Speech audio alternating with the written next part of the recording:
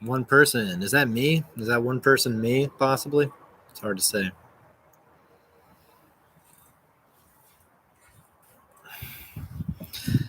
Dominic, thanks for coming in. I don't know what the deal is. These last 2 days, it's been all overcast and stuff and gray, but it's like the white balance on my camera just like turns everything behind me into just like this washed out, bright snowstorm looking stuff. I don't really get that.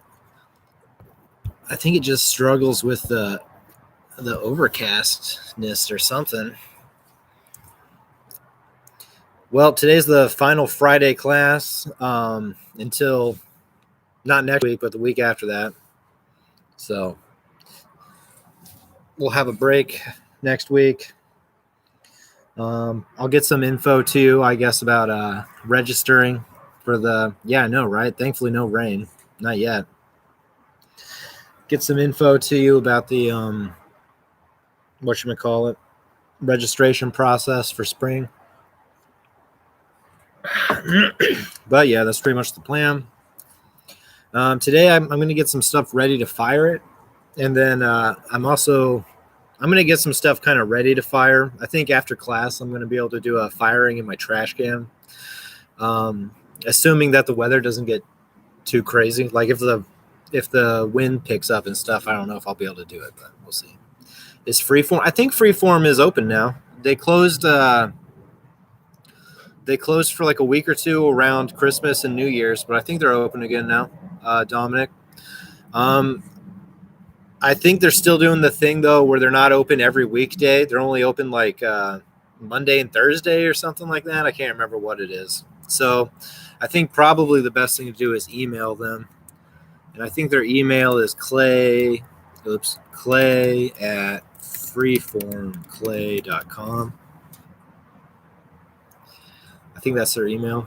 So I think you have to email them and tell them what you want to pick up, and then you can go, and then they'll tell you to come by Monday or Thursday or something. They might let you come by other days. I can't remember.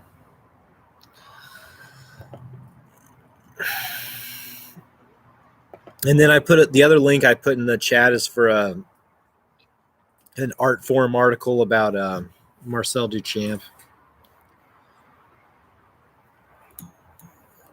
Marcel Duchamp.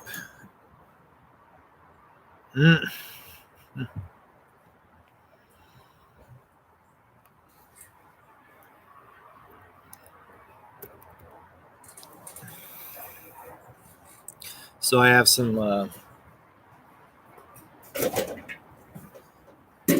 stuff. I got my trash can ready over here.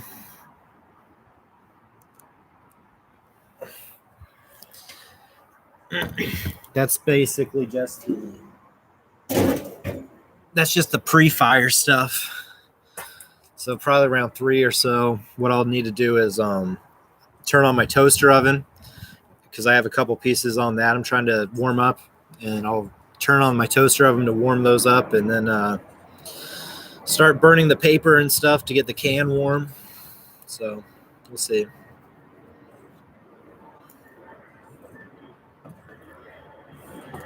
So the first thing I want to work on today is I have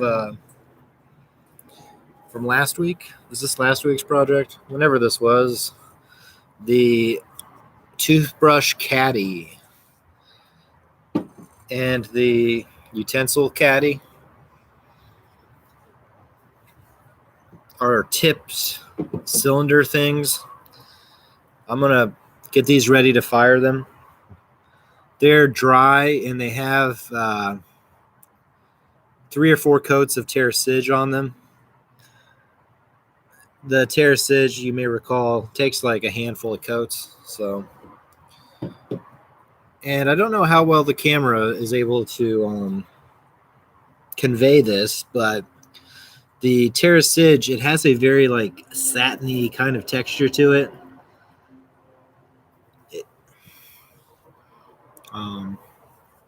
And I left a spot. You see the spot here? That's not Terracid. That's just like regular coarse clay.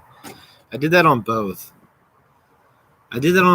Because I was like, if I have the whole thing encased in Terracid like this, I was worried that just about like off gassing. So I was like, I wonder if I should like leave a little spot down there so the piece can off gas if it needs to. Oh, good. You can see that. Excellent. Thanks for letting me know there, Dominic. Oh yeah. So, and then the one other announcement before we get going, registering. I guess the class I have right now that's listed as being a Saturday class. I think it's 55537. I think is the number for that one. That class, the course description on that class is going to say Saturday, but that's the class that I'm going to do actually Monday afternoons once the semester starts. So for you two people in here or anyone that watches it afterwards, that Saturday class 55537 is the one that's going to become a Monday afternoon class. I guess it's like too late to change the description or something like that.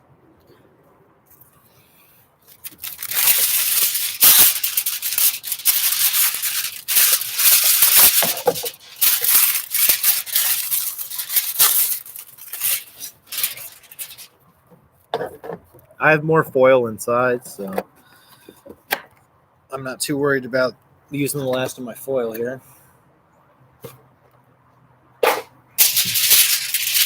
Yeah.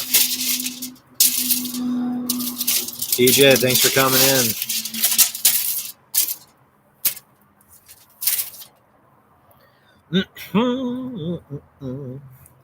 All right, so a lot of review these last couple weeks of class here. So firing our dry pieces in the barrel fire or pit fire scenario. We're going to use the aluminum foil to make what is called a sagger. So yeah, review from early in the semester, sagger. And sagger just means something that you fire your piece inside of. So it doesn't have to be foil. It can be another clay thing. But some sort of thing fire your clay work inside of. And people like to put various organic things in here, banana peels, corn husks, paper, salt. The things that I've pretty much am going to use mostly are going to be salt and copper carbonate.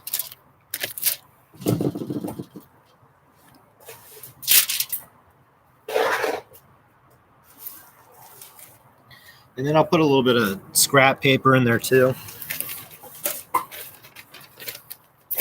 The paper stuff, I mean, I think it mostly just adds blackness. So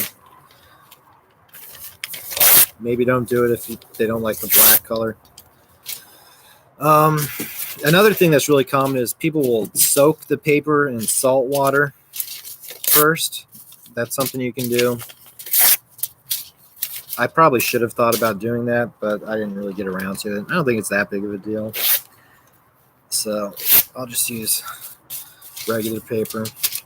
I think that the reason that the salted paper is good is because as you put this stuff in here,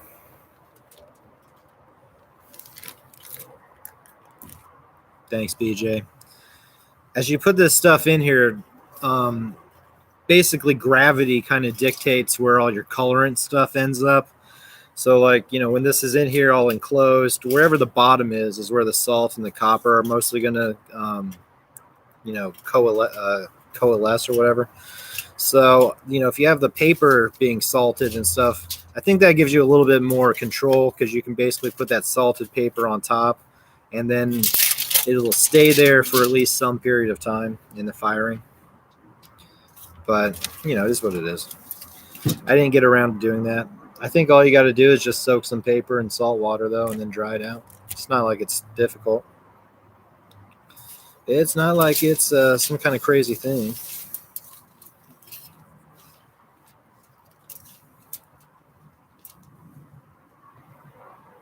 Maybe I'll lay it on its side.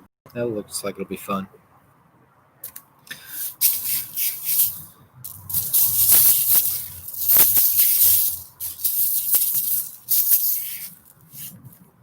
So this is maybe like 2 tablespoons worth of salt.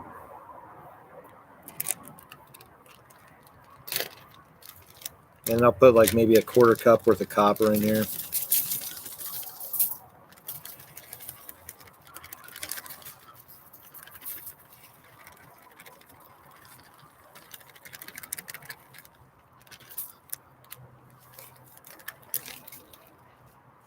And that's pretty it.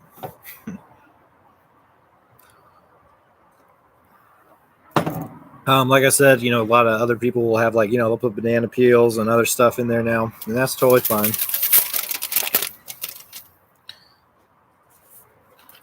For the most part, seems like the salt and the copper for me is what I get my most of my kind of stuff, most of my results from.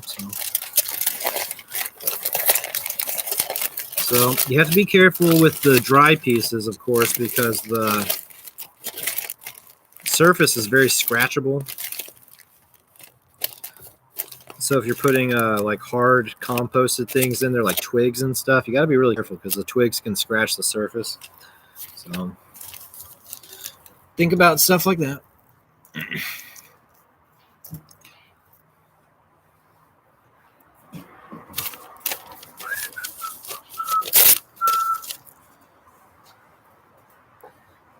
I'm going to go grab my other thing of aluminum foil because I'm going to also package up this guy. So I'll be right back. I apologize.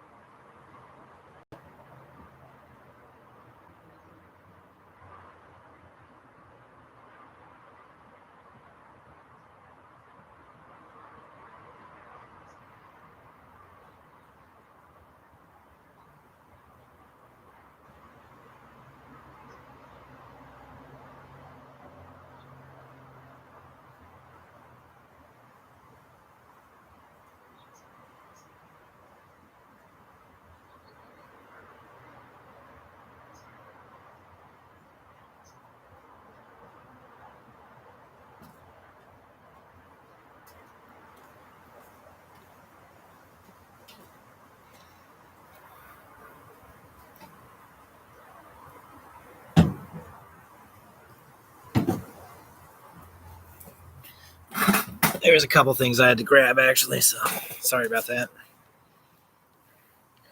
Okay, some more aluminum foil. This is just like the extra wide aluminum foil because a couple of the pieces I've done for this firing are like of a size that the normal aluminum foil isn't wide enough to wrap around them well. So I got this stuff.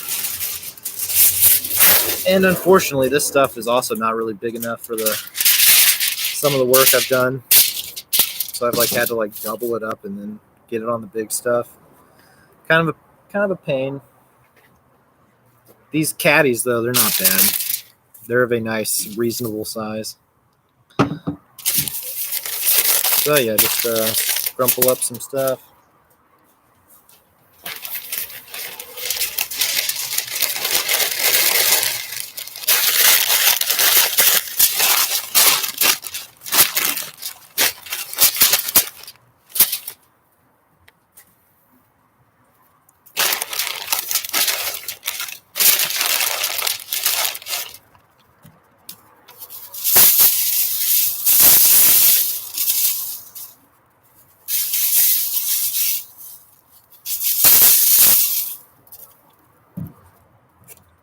It's like 2 or 3 tablespoons worth of salt.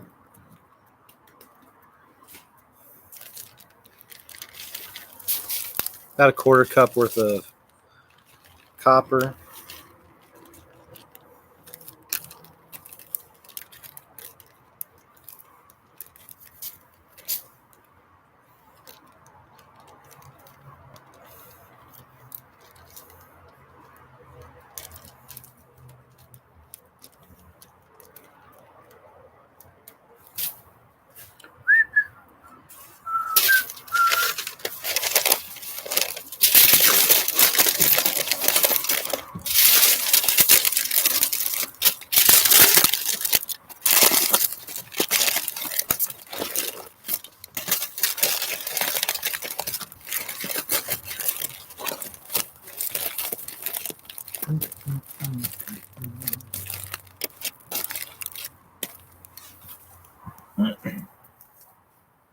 Cool.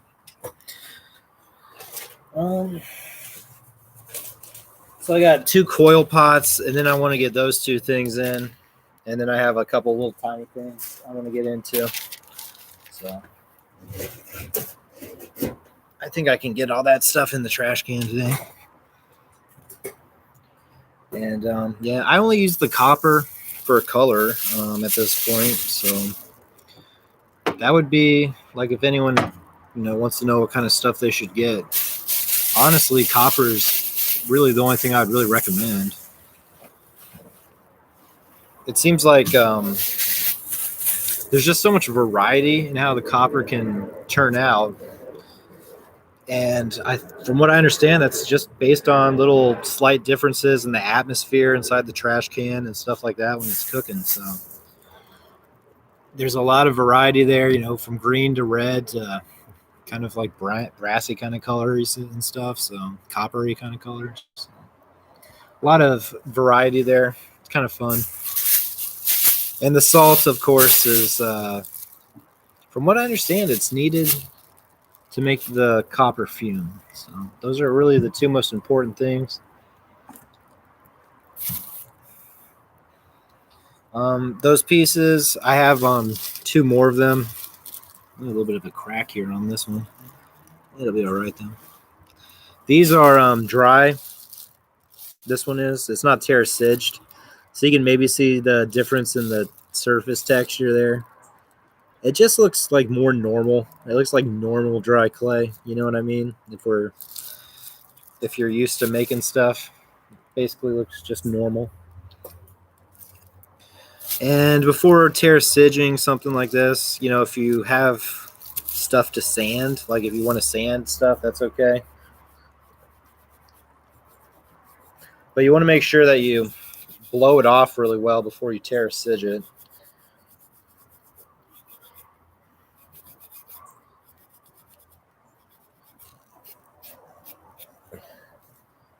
Give this a real quick. Just give this a real quick sand over the surface just to kind of see if it gets smoother at all. It doesn't really look. It looks like it's pretty much fine. I don't know that sanding it's going to change much. The sanding thing I'm using is just a green scrubber sponge thing.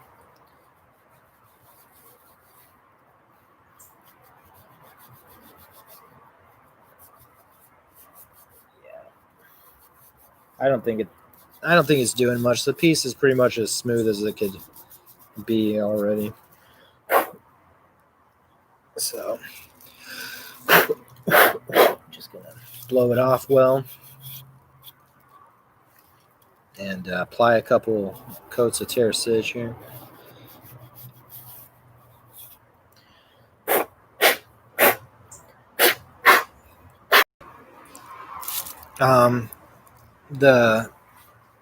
A lot of the coil pots I've terrasiged, you may recall from earlier in the semester, a lot of those I've tried to burnish before I dry them out. And I do think that's like, if you want the just utterly smoothest, glassiest looking surface that you could get without glaze, I do think that's the thing you should do is burnish the piece and then dry it out. These caddy things, just because of how weird they're shaped, I didn't do any sort of burnishing on this. I was just like, whatever. You can kind of imagine trying to get like a light bulb in here to burnish that. It's just like, no, I don't think so. So basically, I didn't even attempt to burnish them. And a couple coats of terrasig, it definitely gives them some sheen.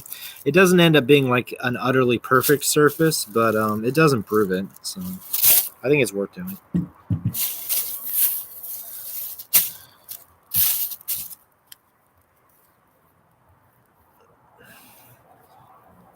Here, hold up. Actually, I'm gonna do a little bit in this hole here. It's a little bit of a sharp edge. You'll notice I'm holding it over here too, so I don't get dust all over my surface, my work surface. Not that it matters much.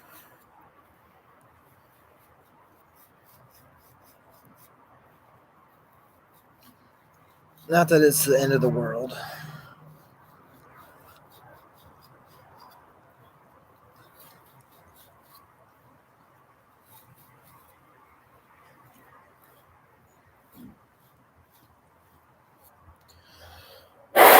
Yeah.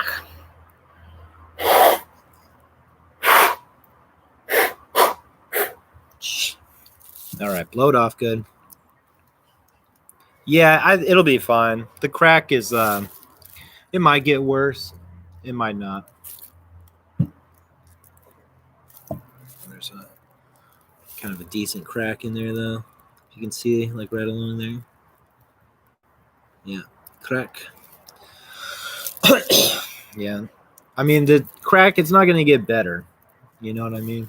But I don't think it's, I don't think it'll be too bad when all is said and done.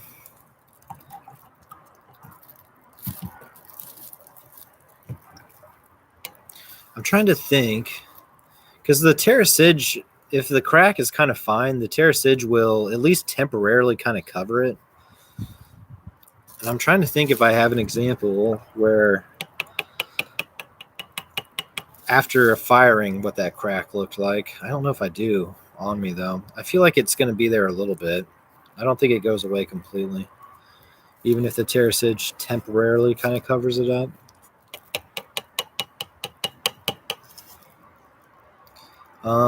So yeah, the fan brush.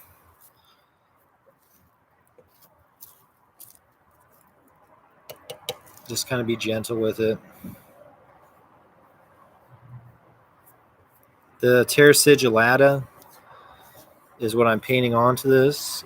And if you recall from early in the semester, the Terra Sigillata is basically a refined kind of slip.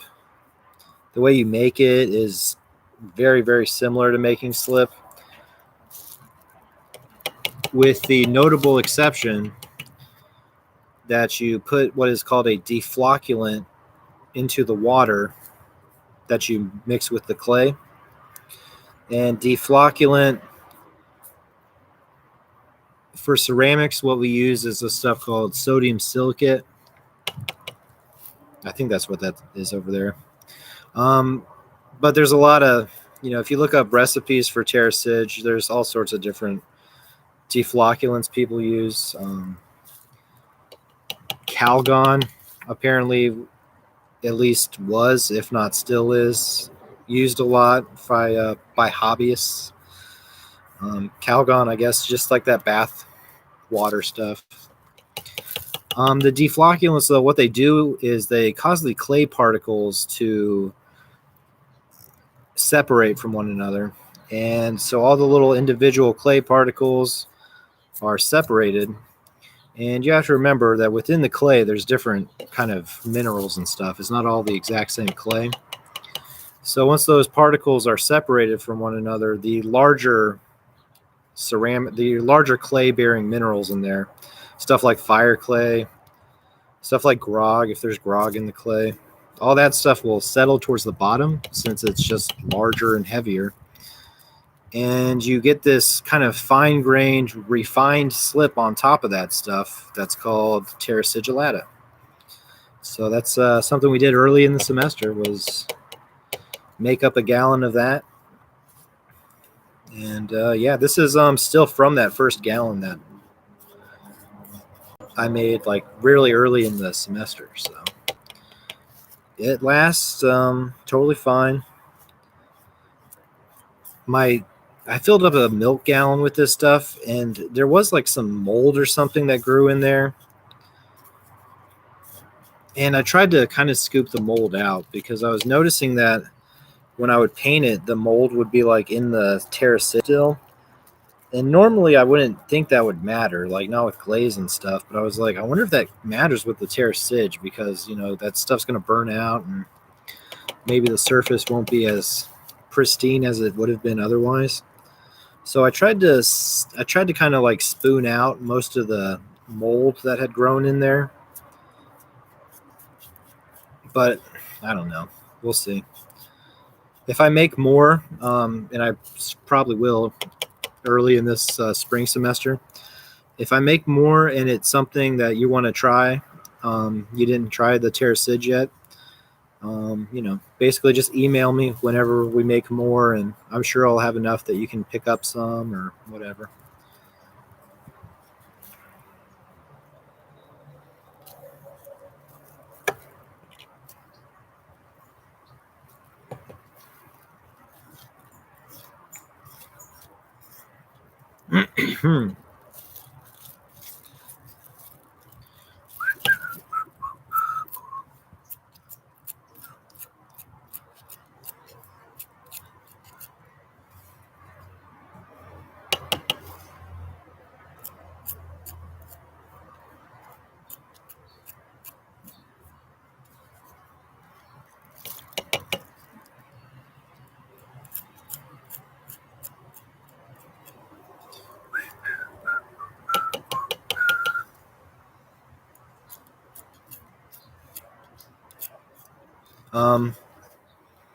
Yeah. The way you paint it on, I mean, it's a little bit like glaze. It's a lot thinner than glaze, so there is that difference. But basically, you're trying to keep it even.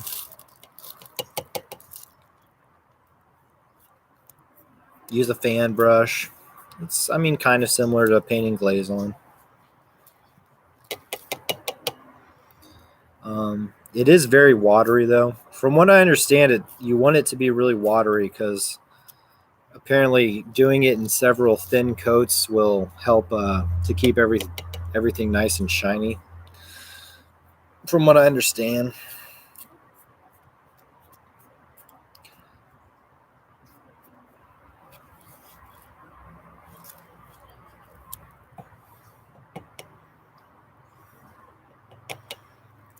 Oh yeah, you could definitely use Bruce's white to make Terra Sigillata. Ginger, that's a good question. You can use any clay to make Terra Sigillata. Similar to making the slip, you know what I mean? Like, it's any clay can become Terra Sigillata. Now, the Bruces, what it would look like, you're going to be taking the grog out and whatever amount of fire clay is in there. So the Bruces will probably become less khaki colored and a little bit more of a white colored clay if you use it to make Terra Sigillata. I mean, I don't think it'll become like paper white the way that like B mix is and stuff, but it'll almost assuredly become more white. You can use different kinds of Terra Sigillata on different clays. Like, so this red Terra Sigillata I have here, if you wanted to try this on some Bruce's white, you definitely could. You could paint this onto dry Bruce's, and I bet it would work out more or less fine. It's kind of going to be an experiment, though. It's not going to be a guarantee that it might like crack a little bit. You might get a little bit of crackly kind of texture on there or something through the firing. So it'll be a little bit of an experiment if you try that, but I should imagine that it would be fine. Typically, speaking, the Bruce's is probably actually a pretty good clay to make TerraSig from, too, because when you separate out when you deoculate the slip, and then you get that different layers of the coarse stuff and then the TerraSig stuff that you want, the Bruce's doesn't really have a whole lot of grog, and whatever amount of fire clay it has in it, I don't think is very much either. So the Bruce's actually yields a pretty good amount of Terra Sigillata. There's probably like other like really groggy clays that don't yield very much, so it's like you go through all that work and then you only get like a half a cup worth of stuff. But the Bruce's, I should think that should yield pretty well. One of the reasons I think that is because this red clay I'm using is basically just red Bruce's. So,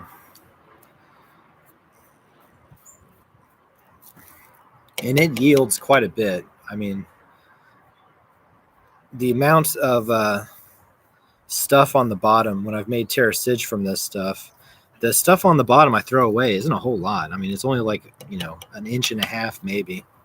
And then the rest of the bottle was all like really nice, refined TerraSig kind of clay.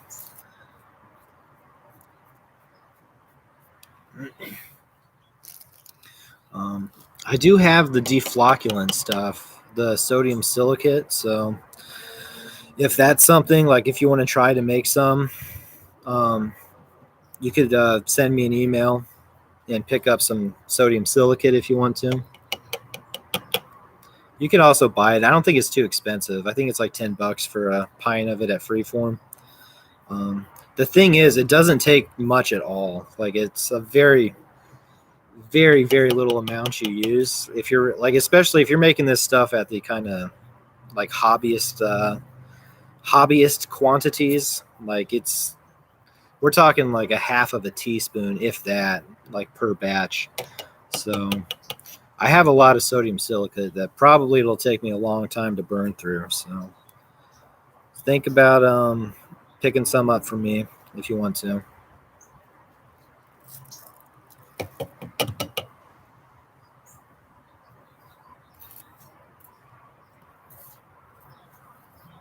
I feel like even on the red clay, this red Terra Sige has had like a very slight little bit of crackle to it, which has actually been kind of nice.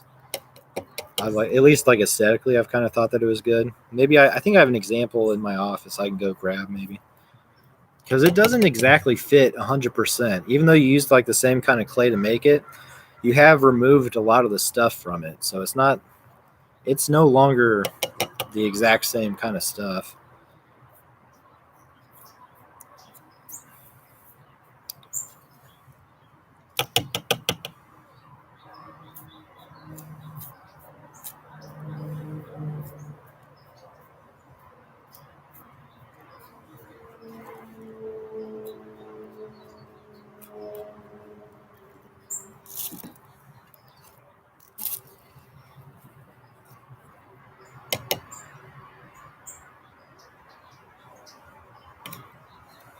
The downfall of the fan brush is that it's not very good for like painting the lips.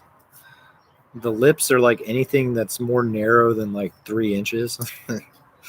3 inches wide. If it's less than 3 inches wide, not that useful. Um, okay. So you can see like after about 2 coats, it'll maybe hold on to the color a little bit. So you got to let it dry now for like an hour before you put another 2 coats on. And then that's probably good.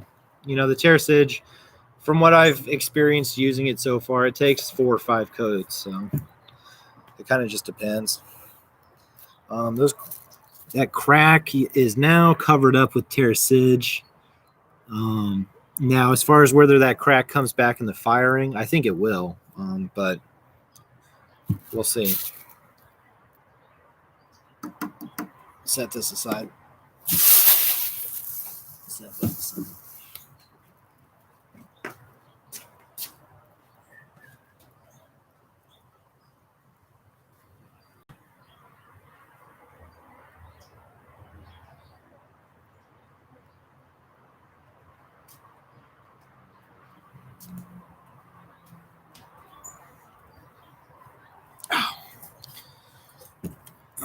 I don't know.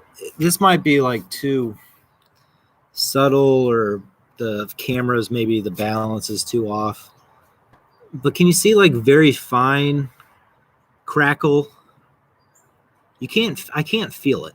It's not, it has no depth to it. It's not feelable, but very, very fine kind of crackle in the orange area. I'm pretty sure that that's from the Terra Sige, like just kind of having a very fine crackle. And that's this clay is made, or yeah, the Terra Sige is made from this clay, so that fits it as well as it can. And there's still just a very slight amount of crackle there. Unfortunately, I doubt that the camera really picks it up, but yeah. Maybe I'm looking to see if there's an area where the crackle's more obvious. It doesn't look like it. I think that's the most obvious spot.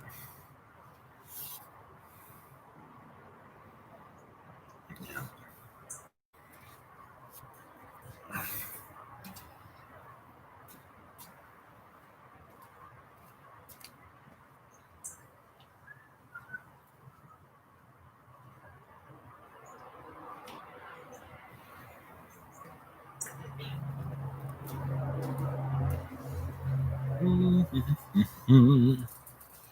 Yeah, kind of. It's pretty subtle. It's pretty subtle there. Sorry about that. And I'm not 100% sure if it's from the Terracid or not. Like, it's hard to tell. I think it might be though. I do think it might be.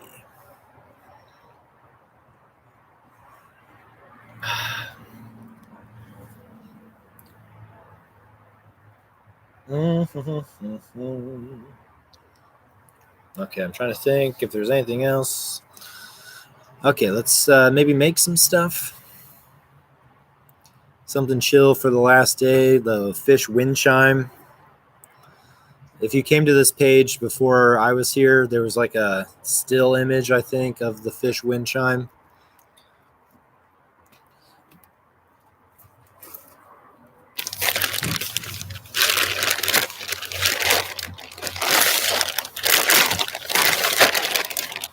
It's a fun little project.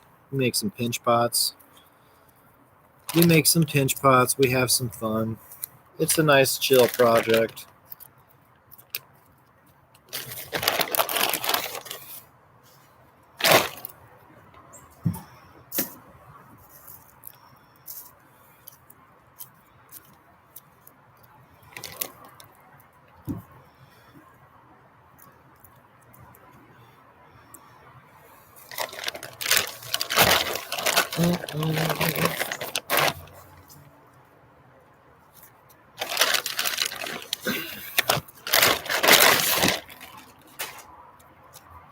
So yeah, otherwise for today, basically just this couple pinch pots and stuff, and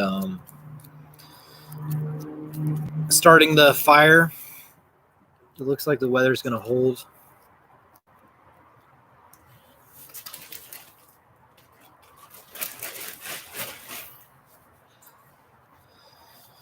It looks like hopefully the weather should hold for me.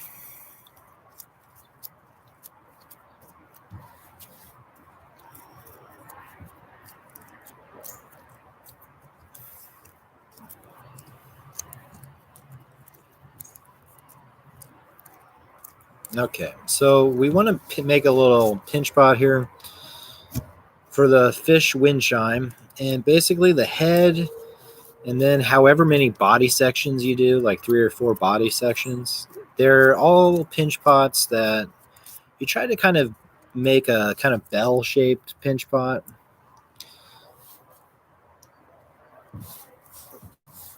And then the tail is a little bit different, but it's all right.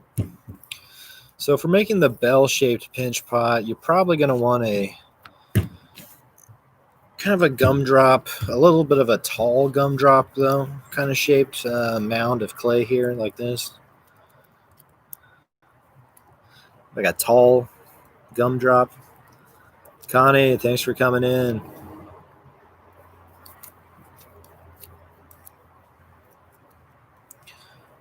A tall gumdrop. And I want to make sure that this clay is, relatively fresh and pliable. If you're using recycled stiff clay for the pinch pots, it's not a good idea from what I've noticed this past week. The pinch pots are they're a wet clay technique. They're a soft clay technique for sure. So after you get your gumdrop formed like that, you're going to drill down into the form. You want to leave like a 1/2 of an inch down there or so.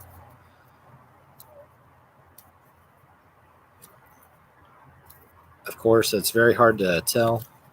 Maybe you can feel it a little bit.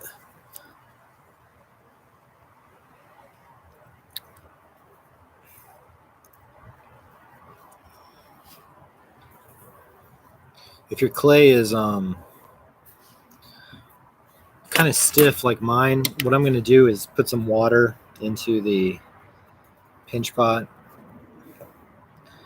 I don't want to. I don't have faith in my pouring abilities, so I'm just going to use the brush and paint some water in there.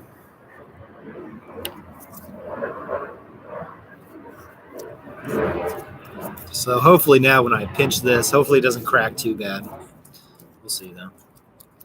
It'll probably crack pretty good.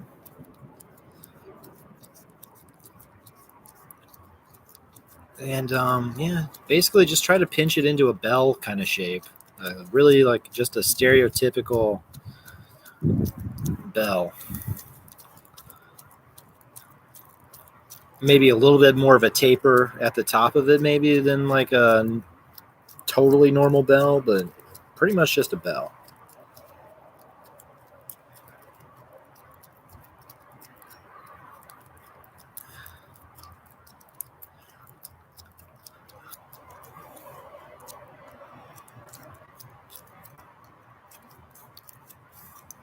And I mean, for wall thickness, you're going to be looking at probably like 3/8 of an inch. You can maybe pinch to 1/4 of an inch, but it gets a lot harder as you get thinner with the pinching. So I don't mean harder like stiffer. I mean harder like more difficult. Just keeping these even without having like way too narrow of an area or way too thin of a wall somewhere. So leave them a little bit on the thicker side maybe. Making pinch pots.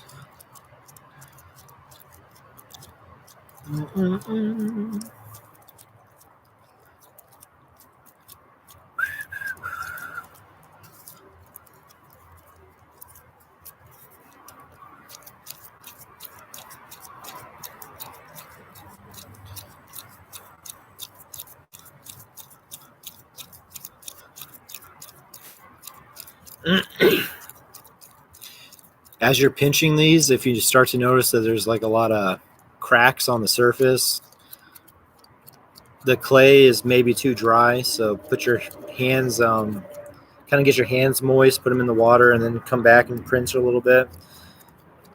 Usually it doesn't take a whole lot more than that. Just some moisture on your hands and kind of working that into the clay usually is pretty good.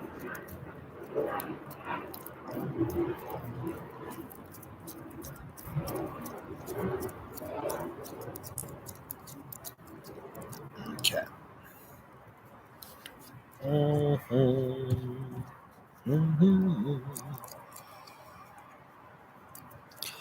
The next step, like I said, you probably want it to be a little bit more bell-shaped than what I have here. So mine's kind of just like a gumdrop. Still, I didn't do any sort of flare to make it more bell-like. And to do that, basically you can just kind of bend the bottom of it, kind of flare it out. If you want to give the form like a little bit more of like an even edge, and with the fish, I don't think it has to be like perfect or anything, but if you want to even that out, you can trim some of the unevenness.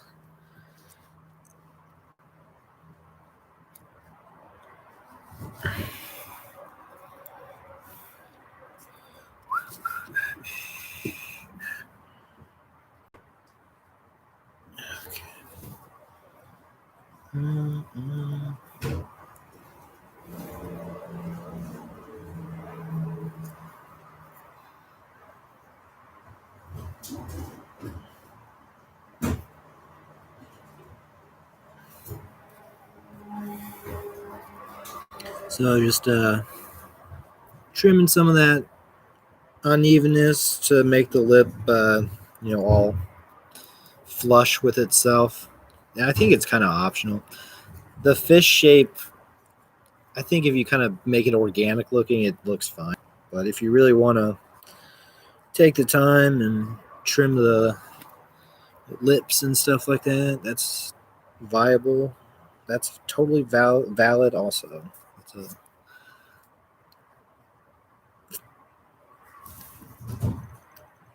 So yeah, just trying to make that lip really even like that.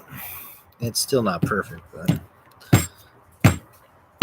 closer than it was. And then you can drop it a couple times and really force it.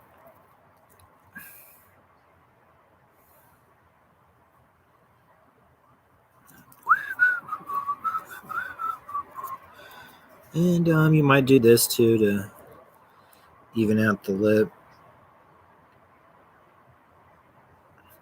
I saw a video thumbnail before I started class. It was a YouTube video, and the title of it was Advanced Pinch Pot Techniques. Advanced Pinch Pot Techniques. Such a video does exist if you're really into the pinch pots. It's not me. I'm not the one that did it. I'm not talking about a video that I recorded and then forgot about.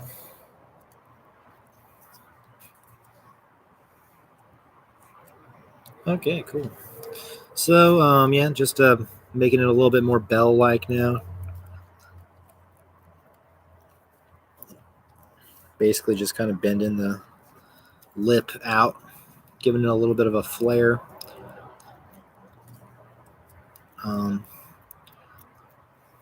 I do think it's useful to give it, whether or not you trim the edge to make it all even, I do think you probably want to give it some amount of kind of bell-like flare like this, because the individual sections of the wind chime, they need to sit into each other a little bit. They need to nest a touch. So giving it that flare on the edge, on that bottom part, that'll help you get the individual pieces to nest a little bit. You know what I mean? So probably think about doing this. Maybe it's not 100% required, but it's probably pretty useful.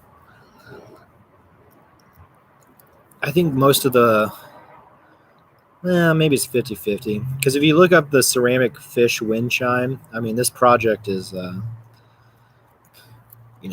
it's pretty common. It's a pretty common one. So you'll see a lot of different examples. And maybe not all of them do the flare thing, but I feel like it's useful. So I'll bend it, and then maybe I'll go back and I'll pinch it just to kind of make sure everything's kind of has like a pinched look. Nice, even kind of quality.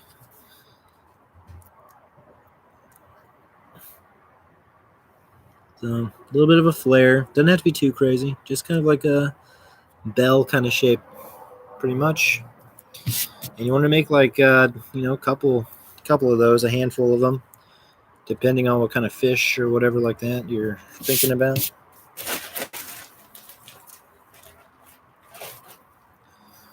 Yeah,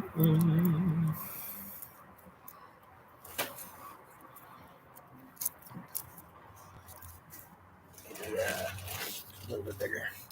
And the second one, use a little bit more clay, make a slightly bigger pot. Make a slightly bigger pinch pot for the second one. It's a little bit too much.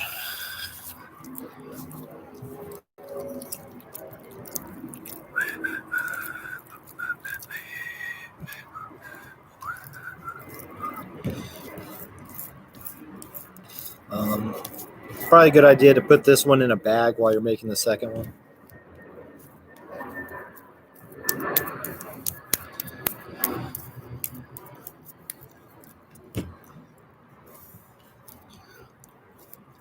And yeah, just making a tall gumdrop shaped mound again that we will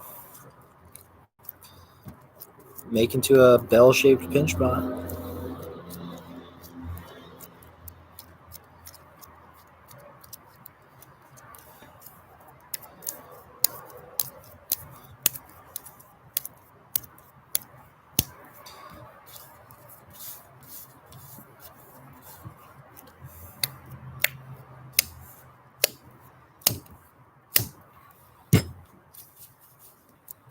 Okay, I think that's a little bit bigger than the first one, right? Can't really remember.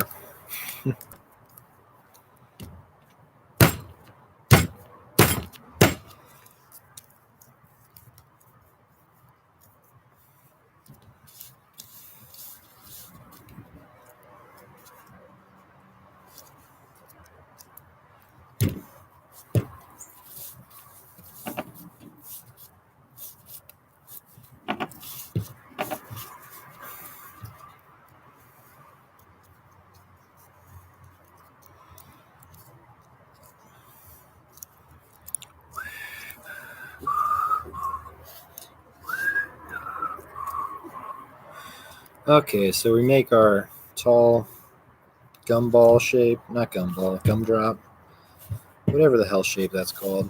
It's like a mound.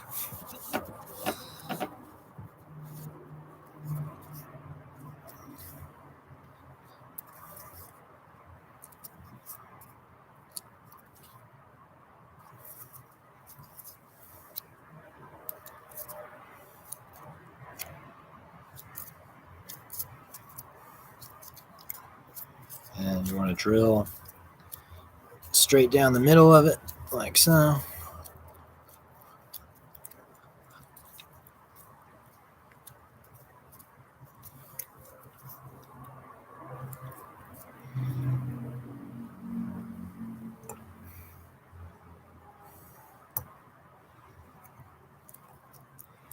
And my clay is, really stiff and recycled, so I'm basically putting some water into the little well here before I start benching.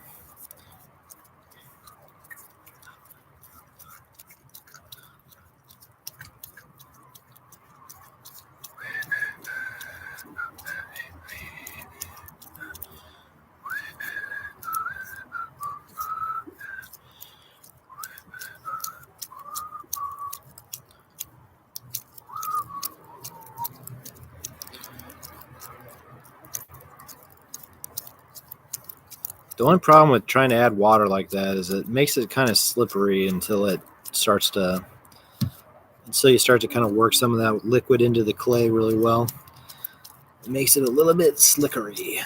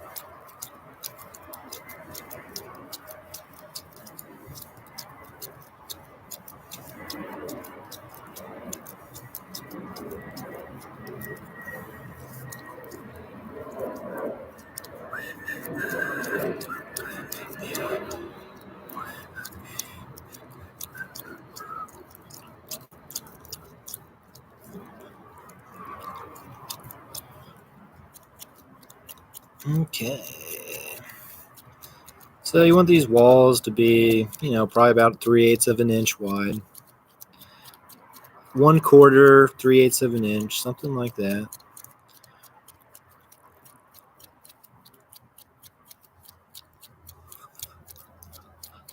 Nice and even.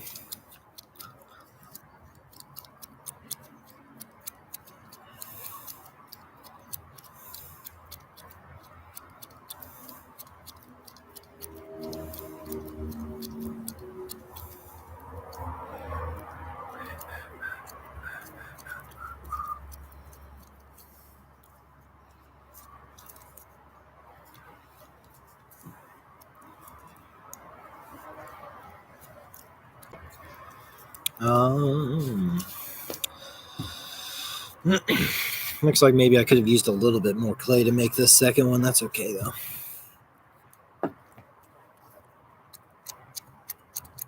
I had a little bit more clay on it, too, but then I took some off, right?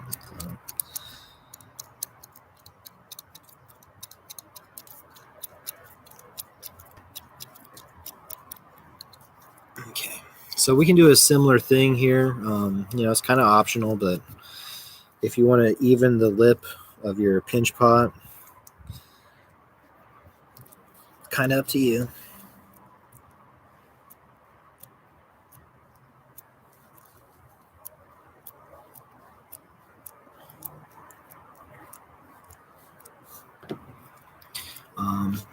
So I'm assuming you've probably been looking up the fish wind chime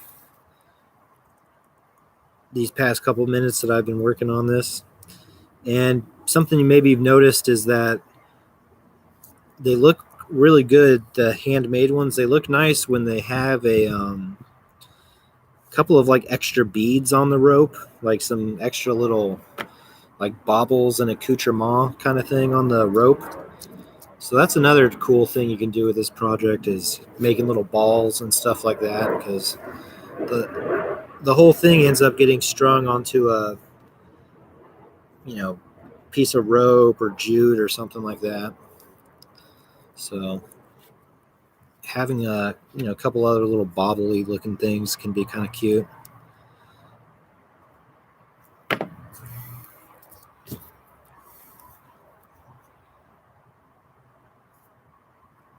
A couple of those ball beads that you guys love so much.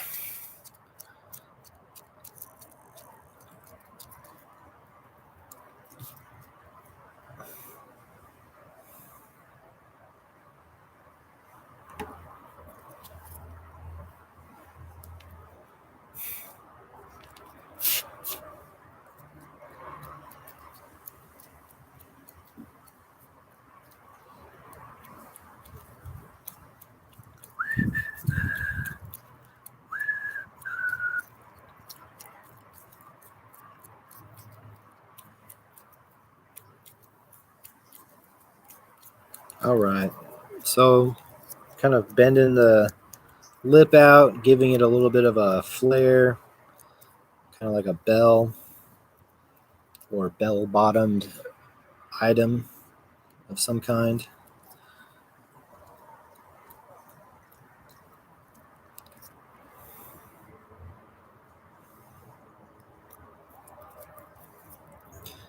I bend it, and then I kind of do a little bit of pinching now too, just to even out the bend and stuff like that. I think it seems to kind of help. Make sure you don't pinch this end too thin. Keep in mind, we're probably looking at 1/4 of an inch as being our kind of like lower limit on what we want to pinch to here, the basement level, if you will.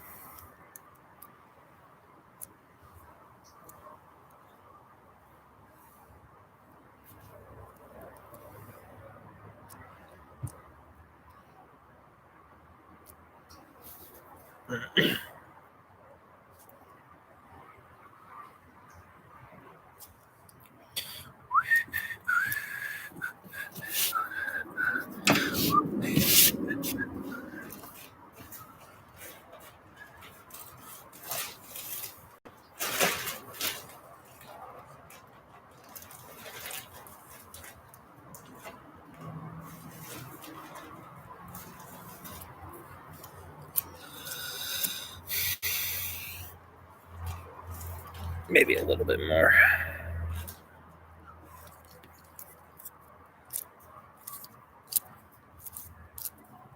Okay, thanks, BJ. Thanks for letting me know. Hopefully, everything is smooth sailing from here on out.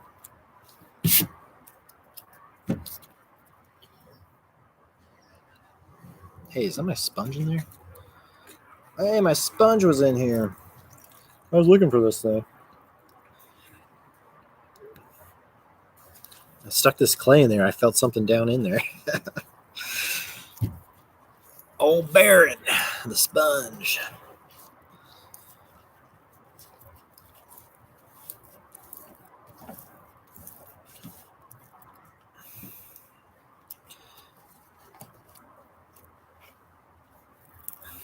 Yeah. Probably tomorrow. I guess it's supposed to be crazy weather tomorrow, so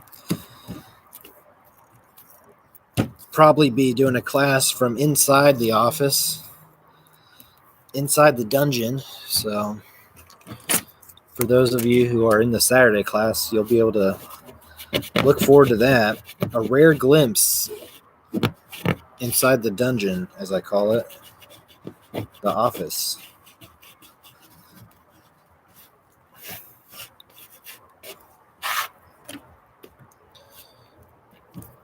Hopefully the weather doesn't go south this afternoon, because I kind of want to get that stuff fired if possible after class.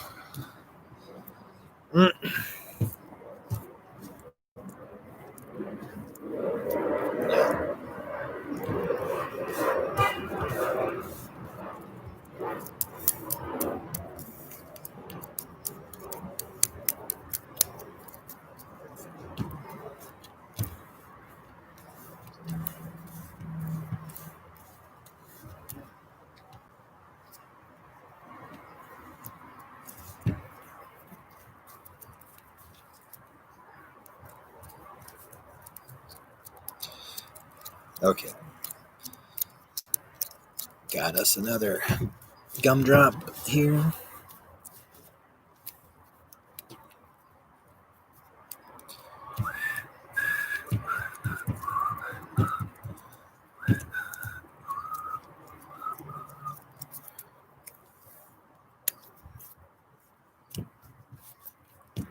Okay.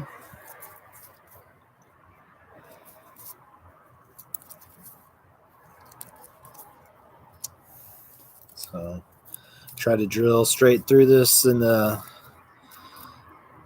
kind of nice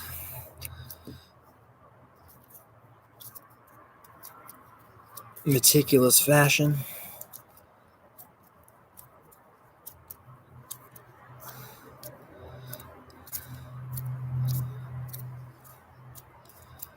And you're probably looking for about like half of an inch down there as usual.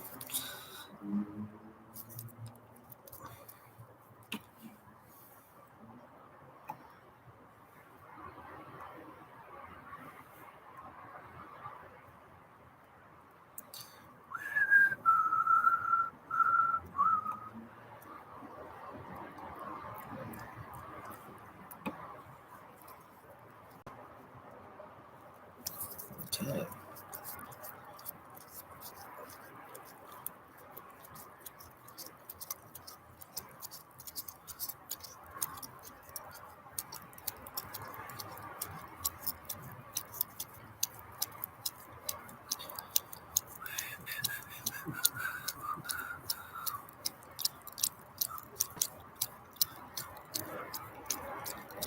Pinch, turn, pinch, turn, pinch, turn.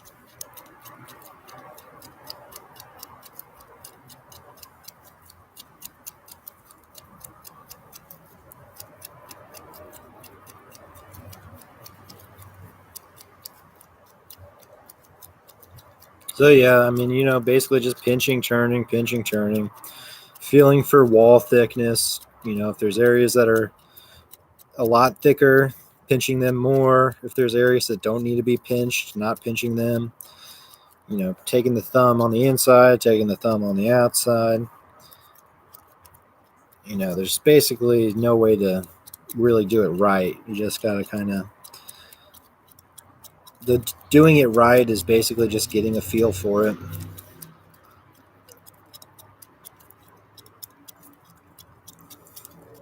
Doing it right, doing it right. Doing it right.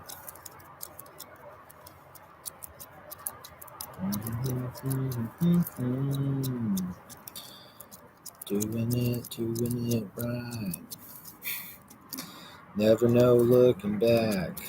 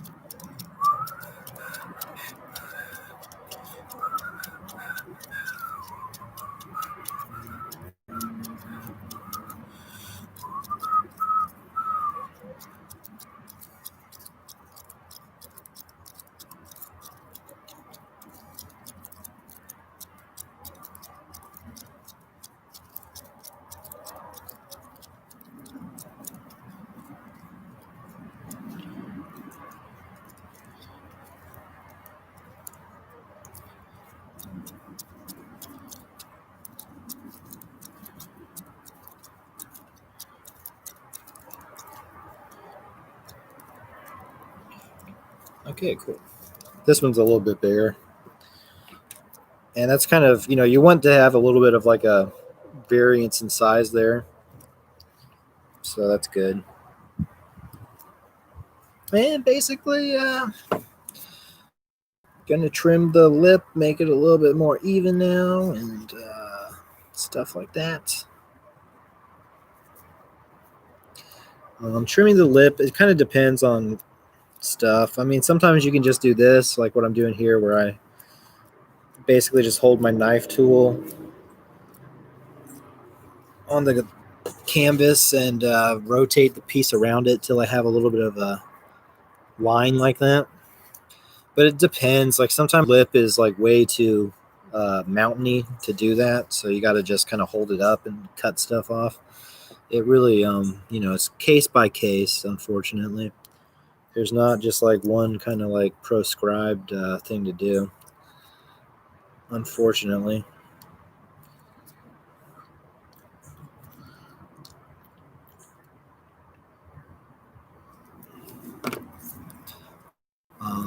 But yeah, you don't really even have to do that. It's kind of just me being anal, I guess.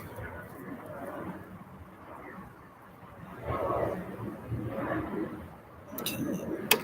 Paint a little bit of moisture onto that lip, and then make it into the kind of bell shape. Just kind of bend that lip out a touch, give it a flare.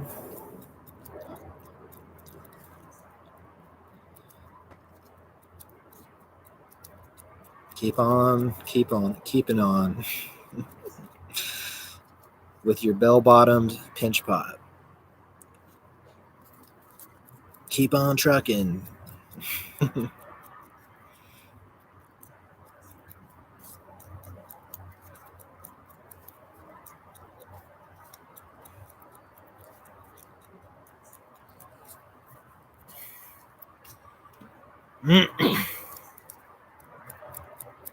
Okay, then I like to just do kind of like a little pinching kind of thing over that once I flare it.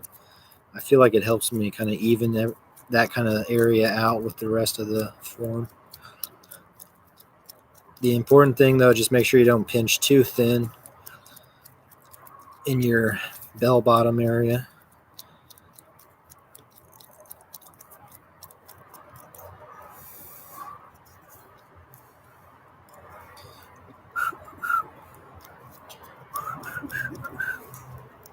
Cool. We got our bell. We got our other bell. We got our top bell.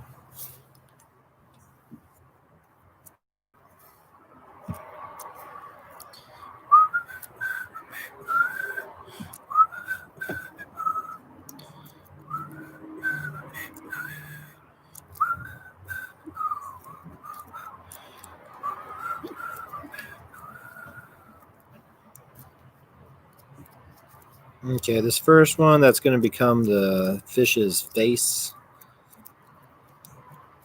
Before it dries too much, I think I'm going to go ahead and cut the mouth and stuff like that. It's breezy enough that I think stuff is kind of drying kind of quick today. It's not too crazy, but I think there's enough of a breeze coming through that stuff's getting dried out quickly. So I'm just kind of feeling for unevenness. The fish's mouth, basically we just cut out a, kind of like eyeball shape. Try to do it on the north pole of the fish, of the mound, the north pole of the shape. And probably if you're doing a couple of these, you could do you can make like a little paper template to trace around if it's something that you want to keep really even. But I mean, I feel like I've been having moderate success just eyeballing it like that.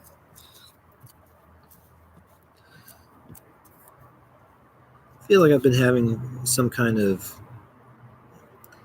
bare minimum level of success with that technique, so I'm going to keep doing it.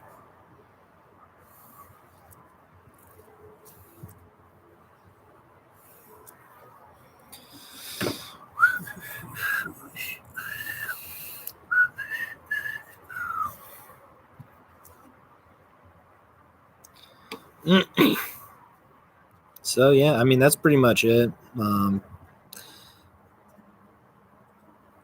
of forming it into a little bit of a pucker now is something you can do too.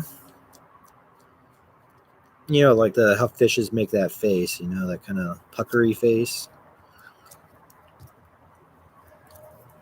That puckery face that fishes like to make.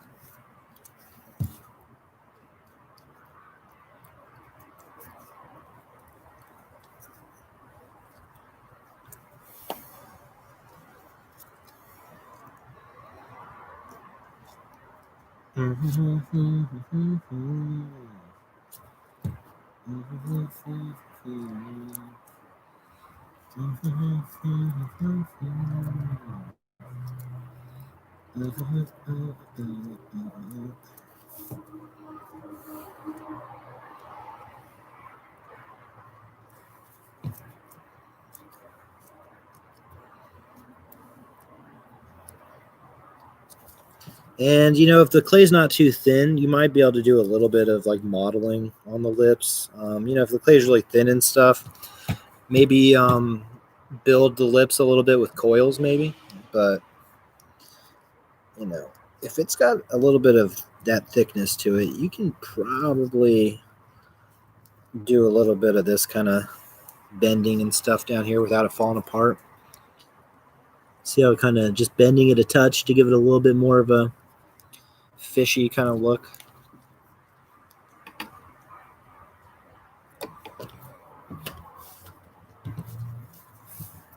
You might have to, you know, add coils though to do that. It kind of just depends. Kind of just depends.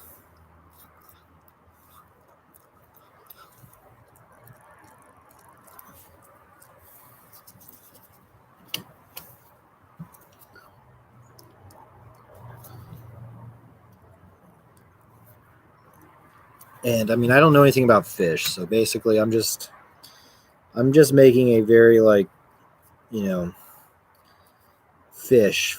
You know what I mean? Like when you do that Jesus fish drawing, that's basically the equivalent of what I'm doing here.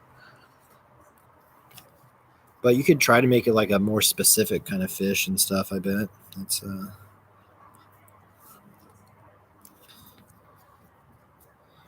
I think that's possible.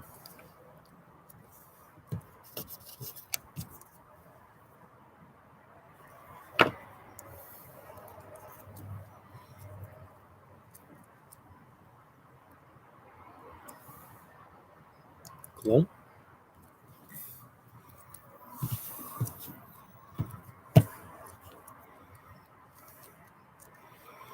And if you wanted to carve in eyeballs or anything like that, you could probably do that now. I'm thinking these would be good for, you could do sgraffito for like carving and stuff on these. I also think that the Mishima technique would be cool, which is basically the opposite of sgraffito. So doing maybe like an eyeball, lightly carved, letting this stiffen up, and then putting white slip into the carving. I think that also would be kind of a nice look for these.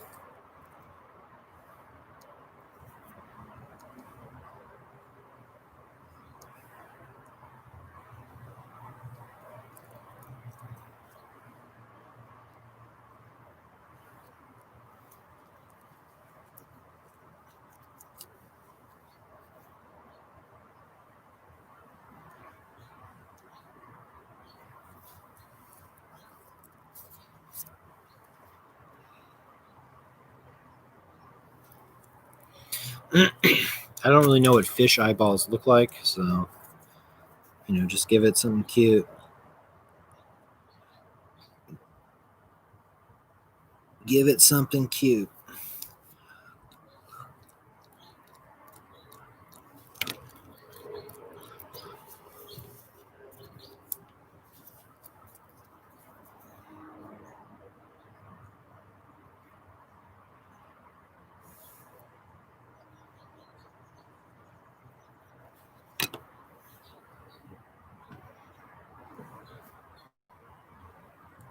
Basically, I would just do something like that.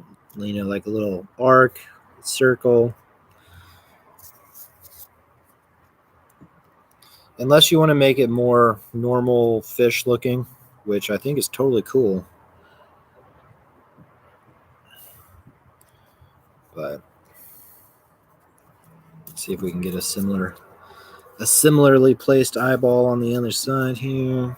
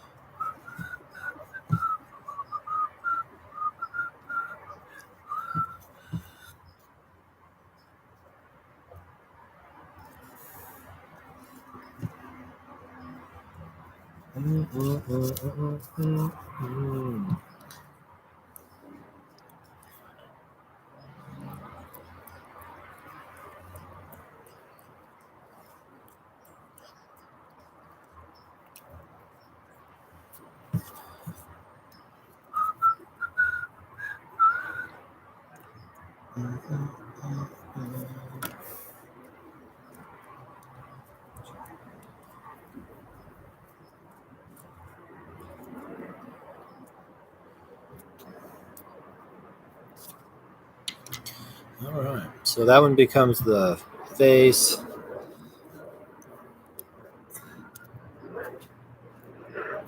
And basically, you get the general gist, right? The second one's underneath it.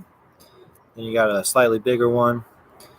The subsequent pinch pots for the body, the carving that it seems like people generally do here is those little like curve, curve, curve, curve, curve. The little it looks basically like I don't know what to say. It looks like basically cleavage or something. That little cleavage design. The scoop, scoop, scoop, scoop, scoop, scoop, scoop.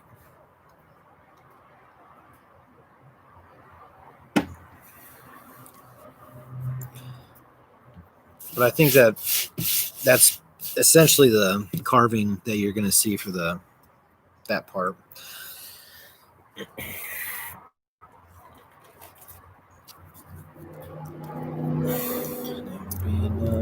No turn back.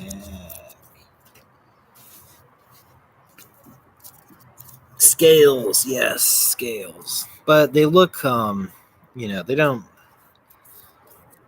don't actually look like real scales. You know what I'm talking about? You know what I'm talking about? Oops. Oops. Getting water everywhere.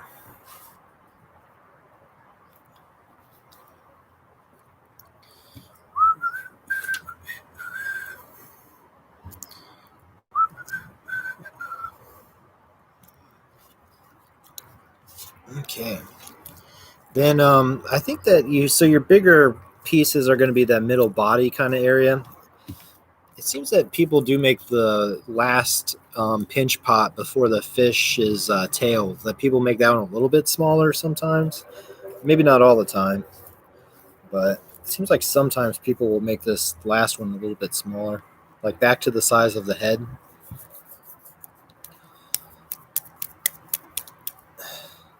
The fish's rear section. The cloaca. I don't know if fishes have cloacas. I'm just messing around.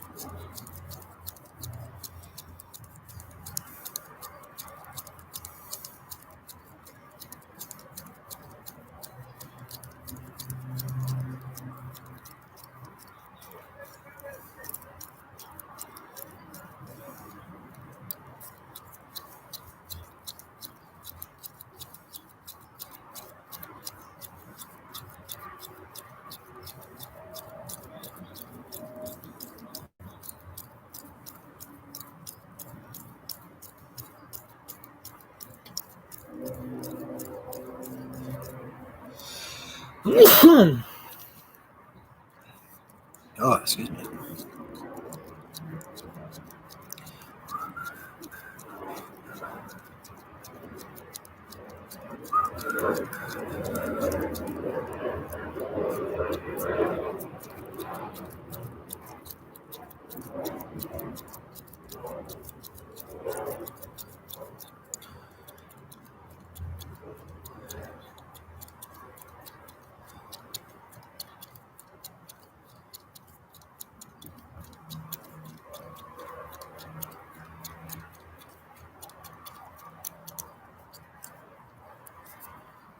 All right.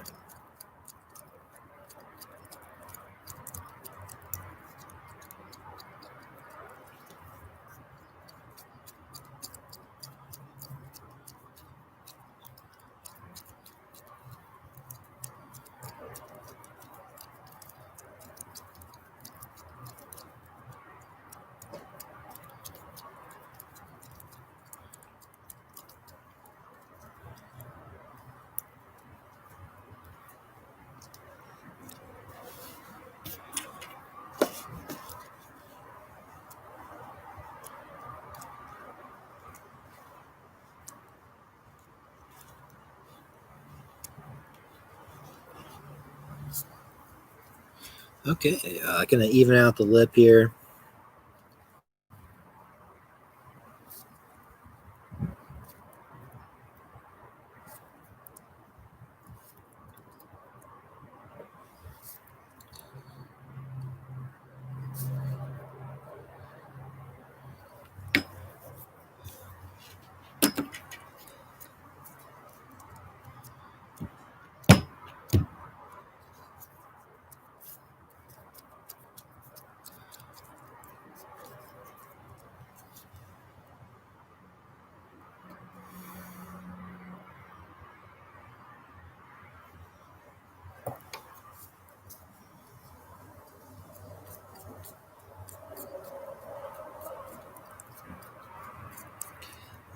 pinching out the bottom, giving it a little bell bottom flare, channeling my inner Casey in the Sunshine Band.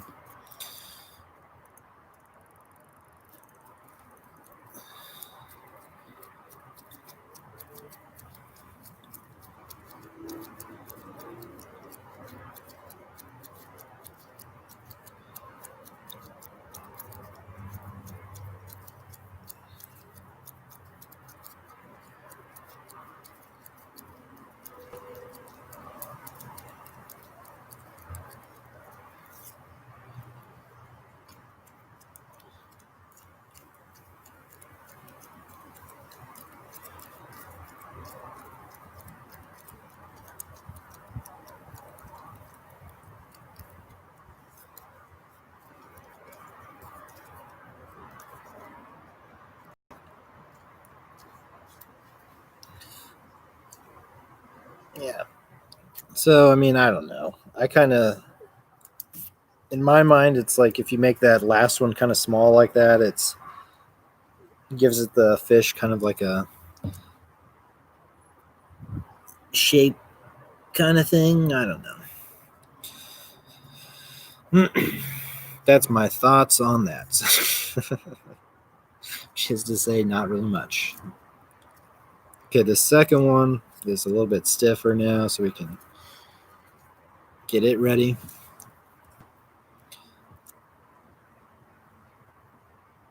Basically, after the face one you do kind of the mouth thing, so it's got a huge hole. But the ones below it, I think probably the best way to think about the holes here is just to make them small and just big enough for the rope to go through. The way that these end up hanging on the rope, as far as I can see, is basically well, we'll make the tail, but basically there's like a knot, and then the tail sits on the knot, and then there's a knot, and then you string another bell down on there, and the bell sits on the knot. So you don't want these holes to be very big because you want the knot in the rope to hold them. Now the only exception to that is the mouth, because obviously the mouth's got this giant hole there. And basically, I think that with the mouth, you have to do something where basically the rope, you put like a washer into that last knot, like a big kind of washer sort of thing. So the mouth sits on that. Washers are those metal donut things that they use with bolts. They cost like 5 cents a piece, so they're not expensive or anything.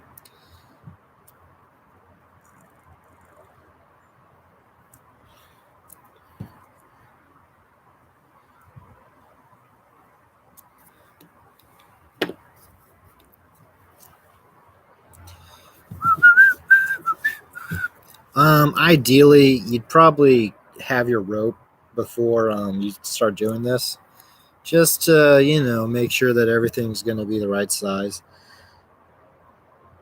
Because you know how clay is, it'll shrink on you.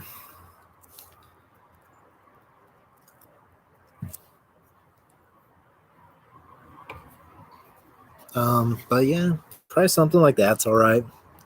Now, when you cut open this hole, like if you notice that this clay down here is like an inch thick, go ahead and cut that thinner.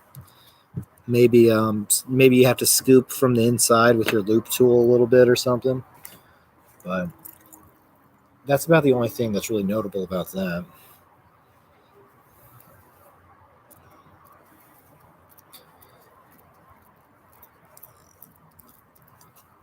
Just using a damp sponge and cleaning that hole.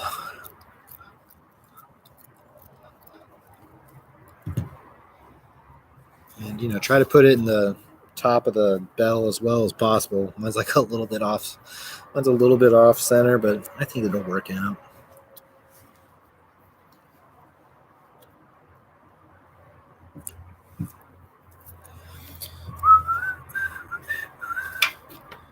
And yeah, we could do the scale carving too. I think that would be a good idea.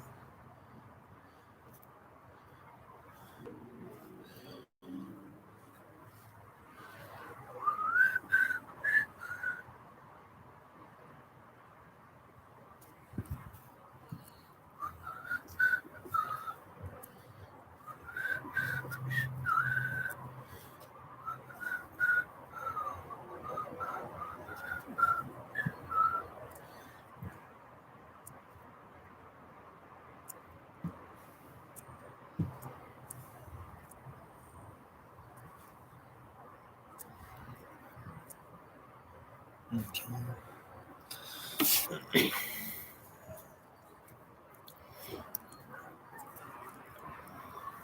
So the scale carving that people do for these is super chill.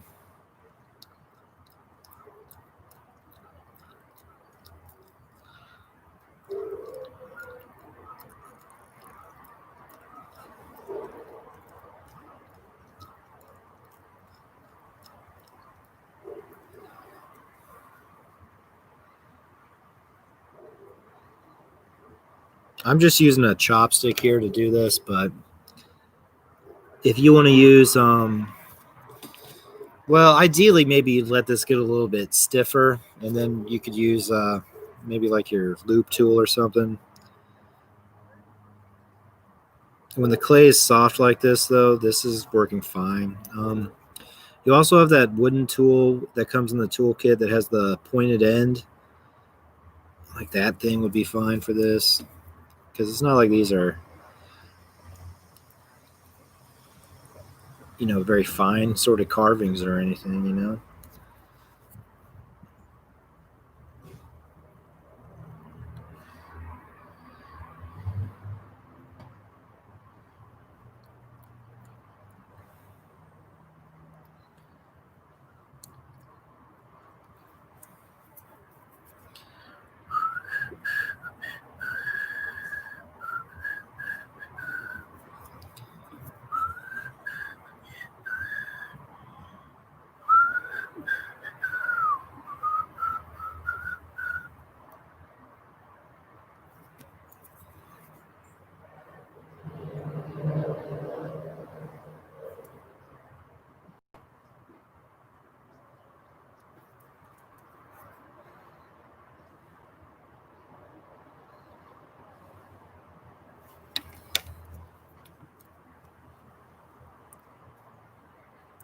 And yeah, like you do another layer of that too, so like another row, maybe like two or three more rows even.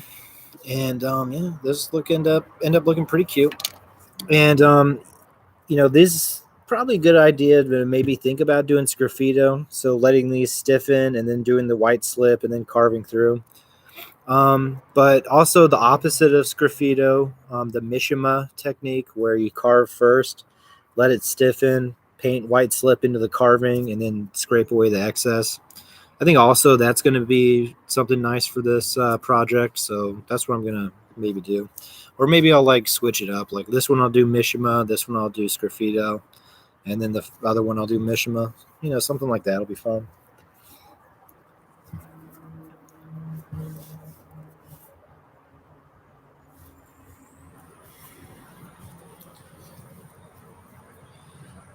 Uh, I have to make white slip because I looked around. I used to have a little thing of white slip I made earlier in the semester from some B mix I have, and I maybe I used it all. I thought I still had some, but I still need to make it apparently.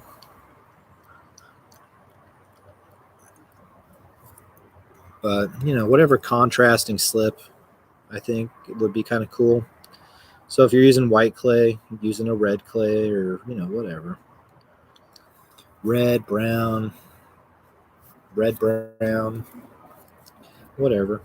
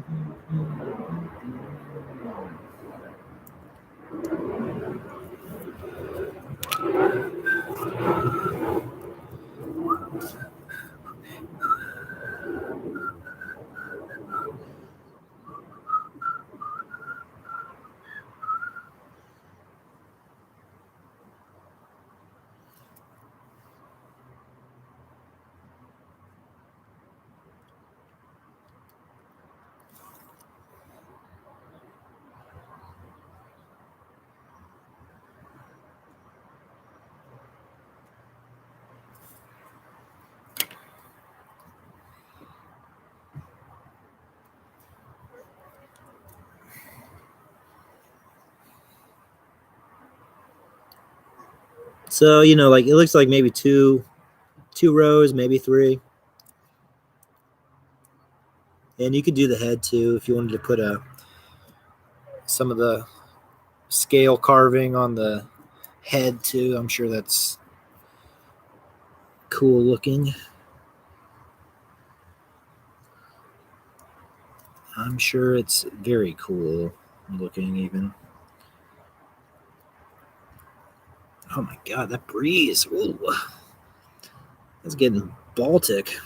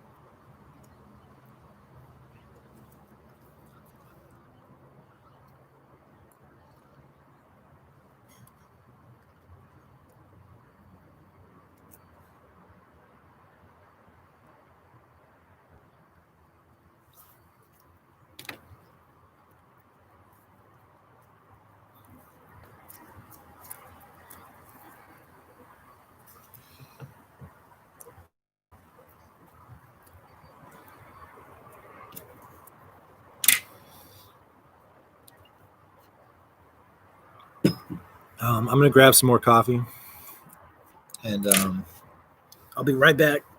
Finish the fish wind chime.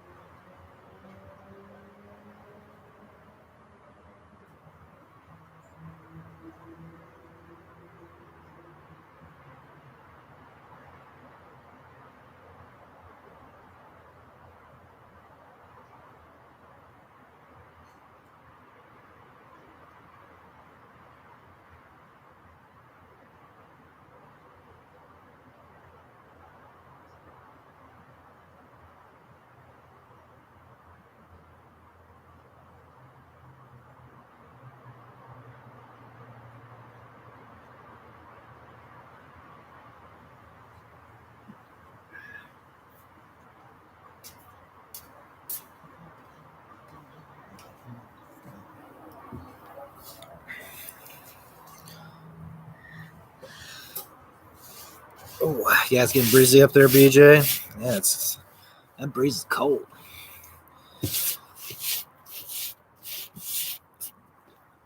Nippy.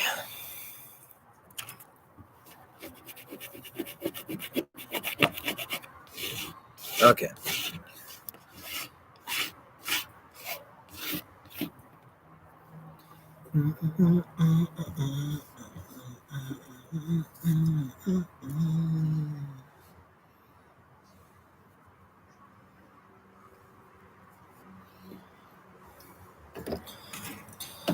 Let's get our other bells looking like body sections. And then make a tail.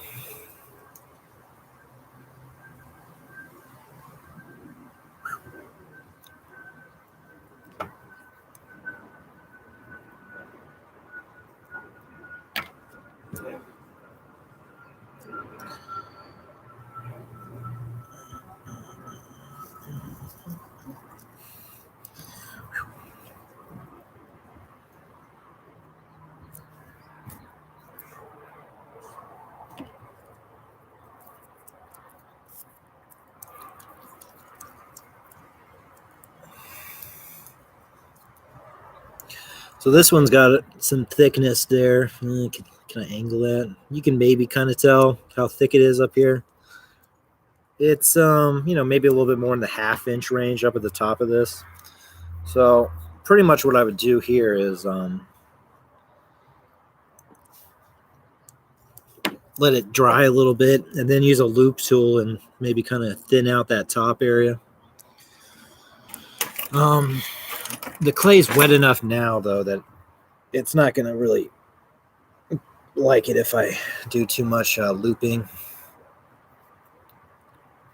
It kind of just smashes everything into a kind of nasty looking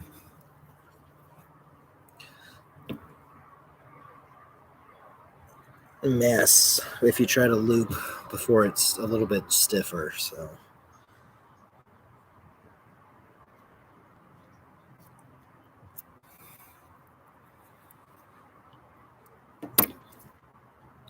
So maybe you can see down there where I started looping, but basically let this get more leather hard and then loop out a little bit. Don't go too thin, just try to keep it in that 1/4 inch, 3/8 inch kind of thickness like the rest of the form.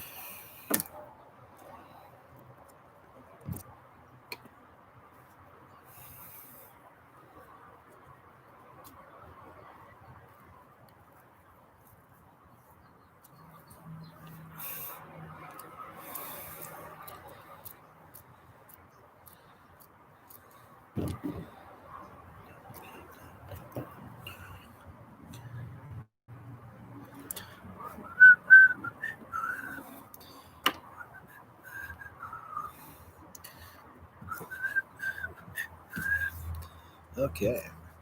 The scales, the carving for the scales, you can do a little bit of planning if you really are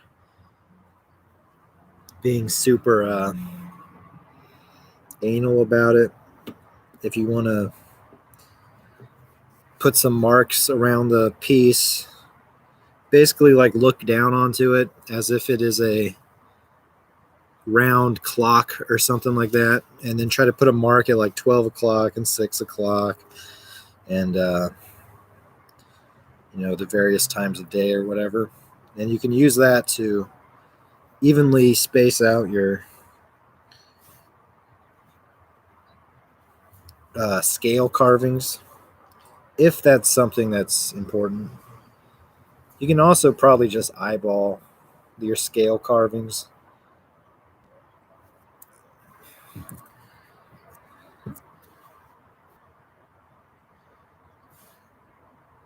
I mean, they can be a little bit tricky to keep even, but they're not usually too bad. Those cleavage, the little cleavage kind of carvings.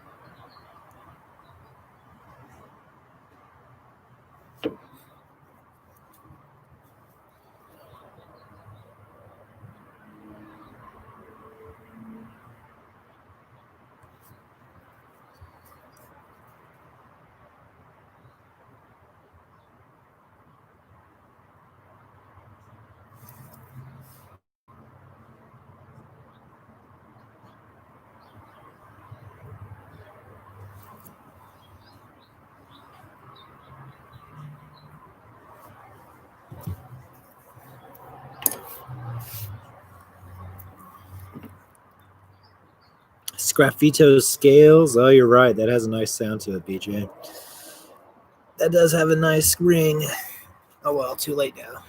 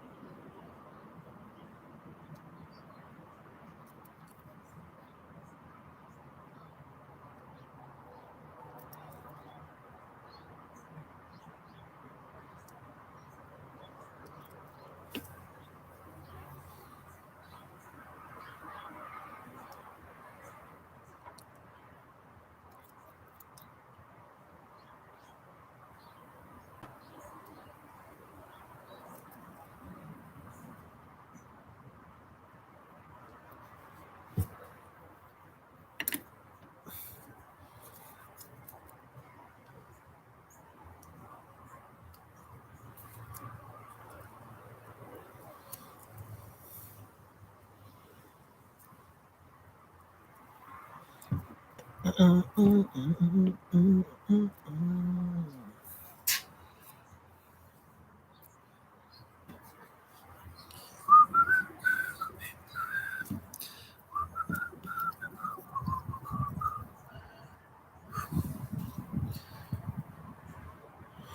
right, putting this hole up here. Putting another hole in this bag.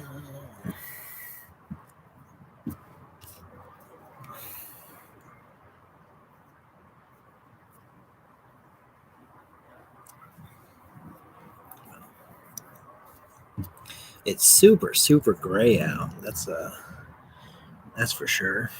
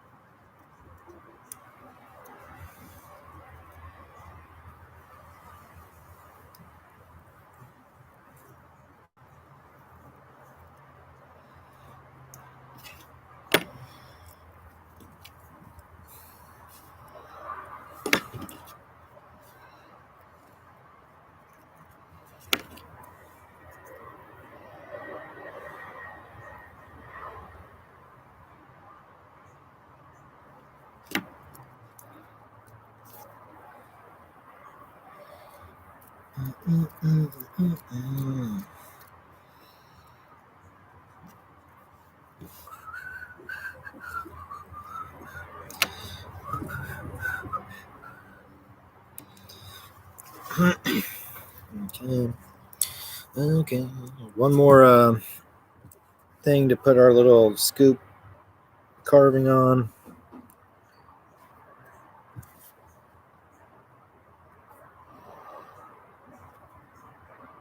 And once again, something you can do to place the carving if you want is just making these light marks around the piece, trying to keep those marks evenly spaced, kind of like the numbers on a clock. And you can use these marks to then try to space out your carving a little bit if you feel that that will be useful to you.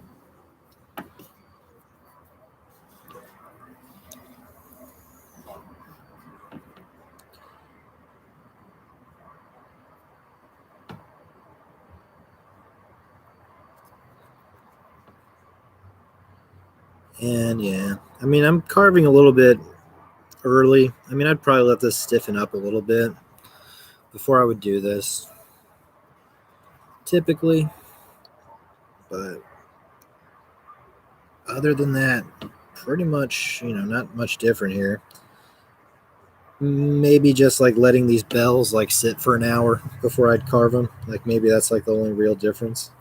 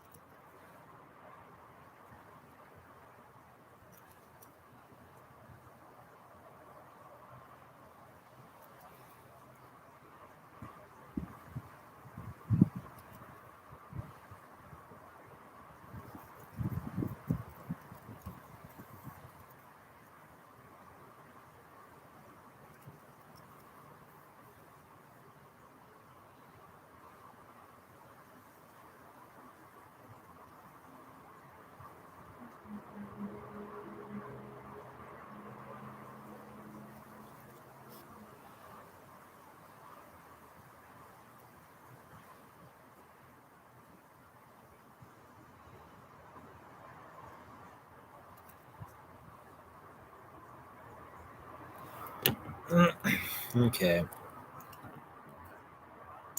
little bit tedious, but the various bells have their carvings now.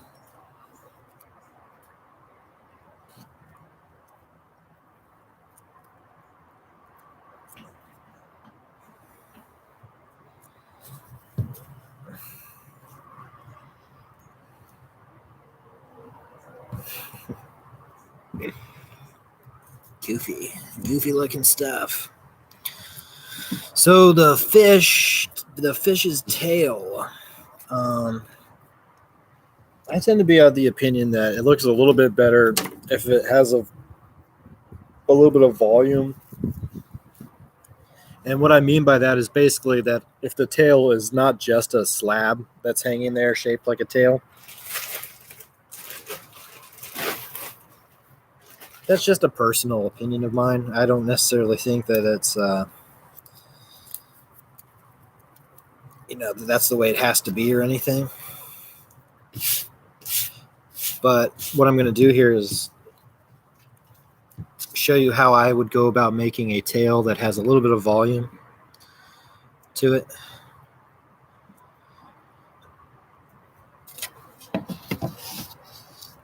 And basically, I'm going to cut out two tail-shaped sections of slab here.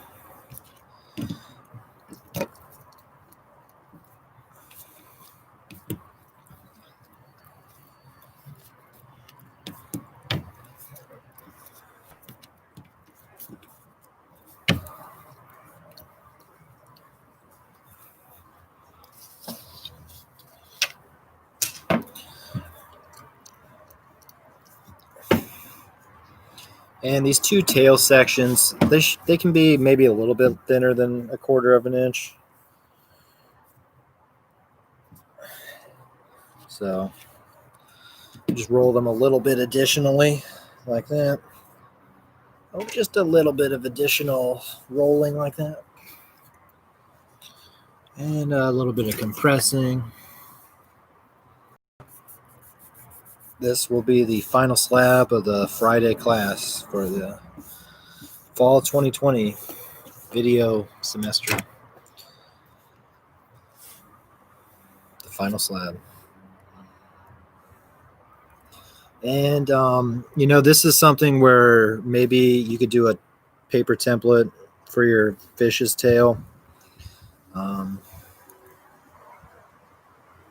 It's up to you.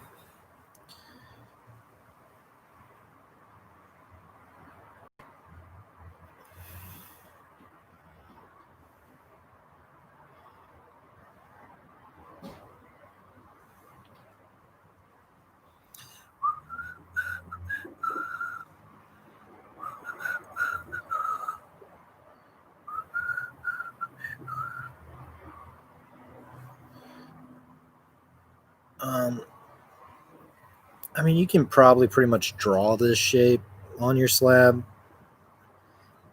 And it's not like it has to be perfectly symmetrical or anything. So if you don't want to do a paper template, I think you'll be fine. But basically, you're going to want to cut out two of this sort of shape.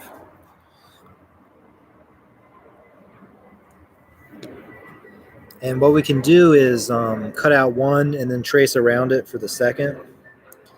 But it is important that they be pretty darn similar to one another.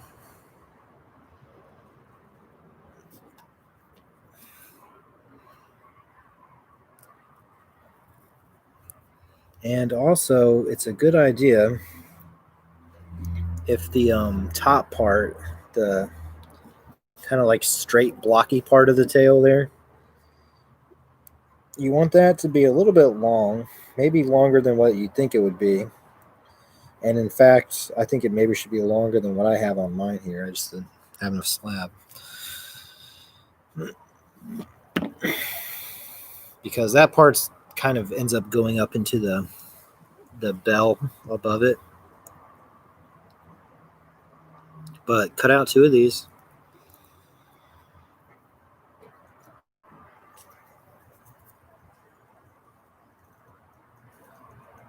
And you can probably just trace around this one and cut out a second one based off it.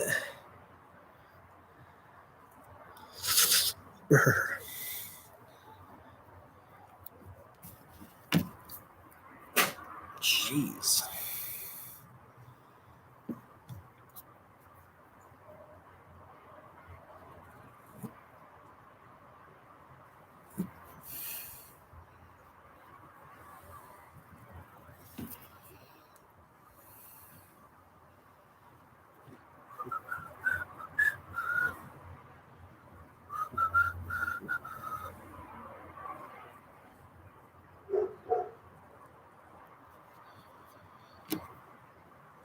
Okay. Now, I feel like in the past, when I had done this project, I feel like we did the tail slightly differently, but I can't remember what we did. So basically, I'm just doing it this way now. We're going to stick these together, but only at the edges. So we're going to score the outer 1/4 of an inch maybe on both of these.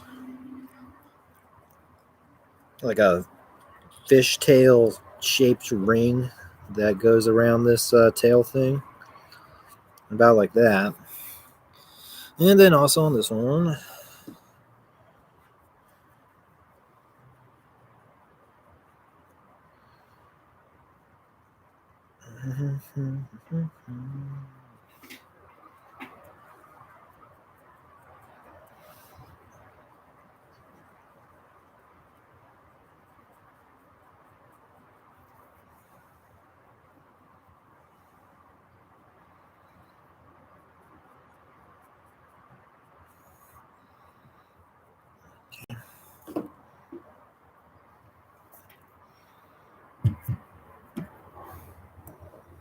And I'm going to paint some slip now over that scored ring. And before I stick these together, it might be a good idea to your finger in there, or you can put something in there like this chopstick I have. Something to keep that open a little bit, at least at first. So just kind of press on the edge. Don't press in the middle area. Just press on the edges.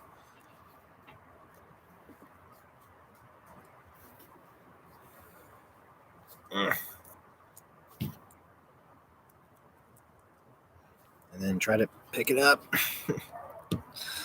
Get that other side bent too. Okay.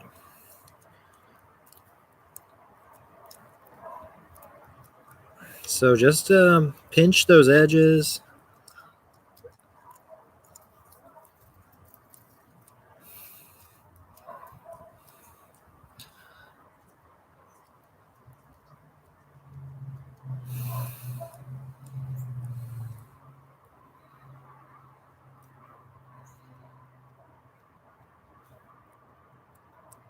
Make sure all those edges are nice and brought together, conjoined.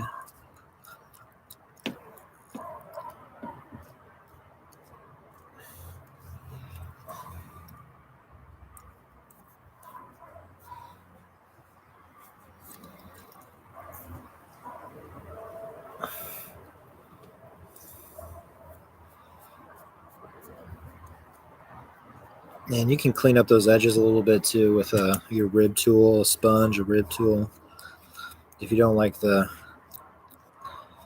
kind of fingery handled look of it.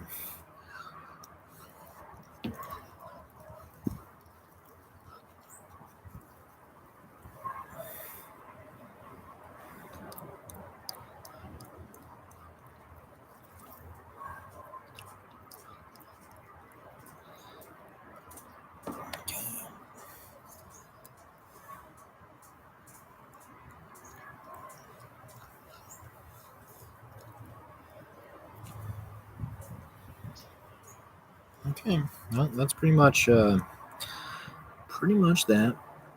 If you want to, also you can do this kind of blowing thing that people like to do with clay. So you can kind of puff it up a little bit.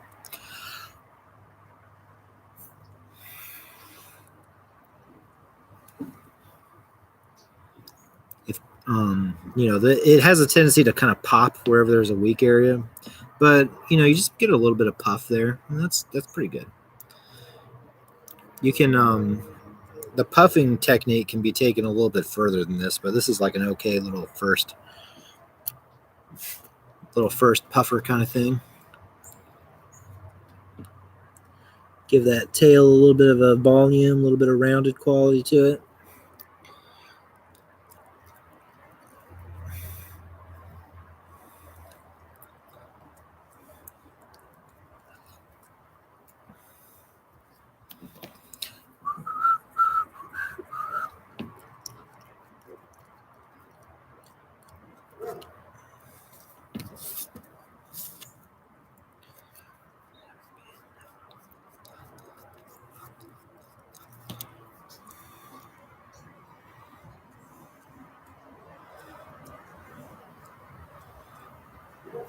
Okay.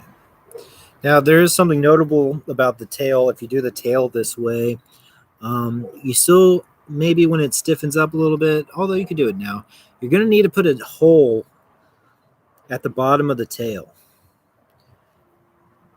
Because the rope, theoretically, this wind chime, when it's hanging on the rope, theoretically, the way it works is the rope has a knot on the bottom of it. So, like, here's the knot, and the rope goes straight up. And then this hole on the bottom of the tail, you string the tail onto it, and then it sits on that knot. You know what I mean? So then the rope is coming up straight up through here. You do another knot about like here, and then the bell will come down, sit on top of that knot. You do a knot above that. The second bell will sit above that. And basically you kind of like build the fish up from the bottom like that. So that is important. If you choose to do the tail this way, that you put a hole down here at the bottom. Don't forget to do that.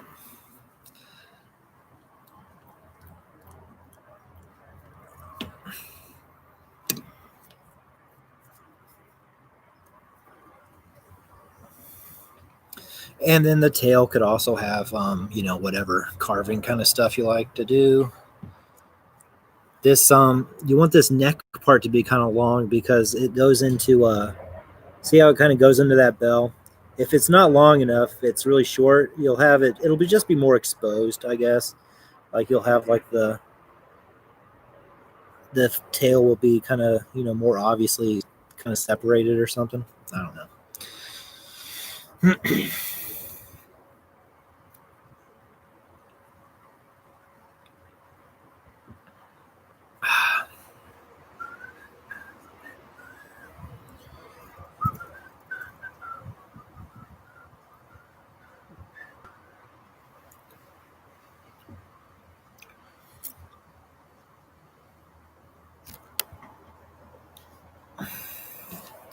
The fish shine.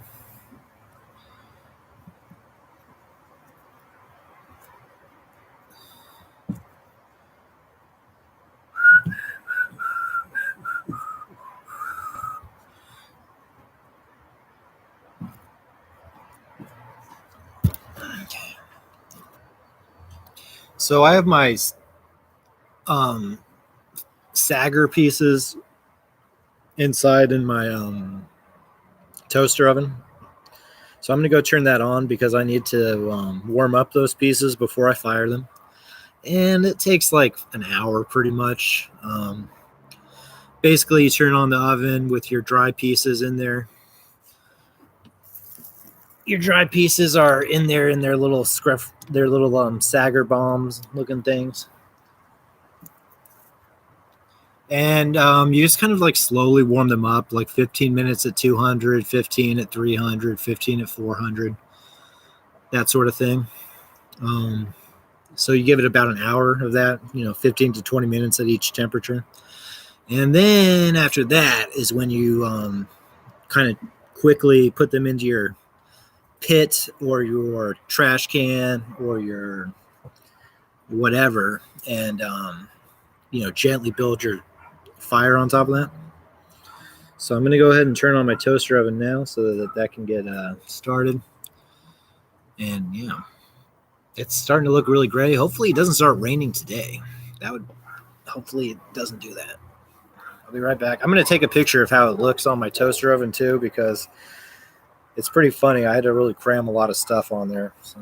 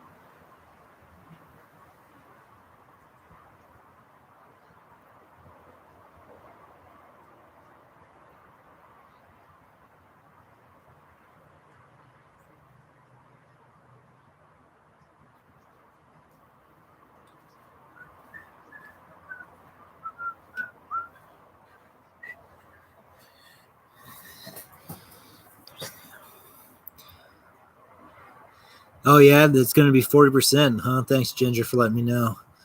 Though you can barely kind of see there.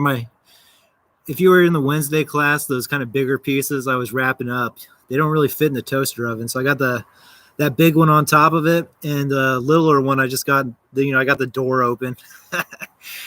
And I'm just going to warm them up a little bit that way. And then what I'm going to do is I'm going to get a little fire going in my trash can. That's what all that paper's in there for. And so I think that once that paper fire kind of gets lower and kind of down, what I'm going to do is put those on top of it, and hopefully that'll be kind of like a slow warm up for those. Hopefully. It's kind of, I don't have an actual oven in my office, so that's like it makes it hard to warm these up. I got to kind of do that weird stuff. Basically treating my toaster oven like it's a stove, like the top of it's a hot plate.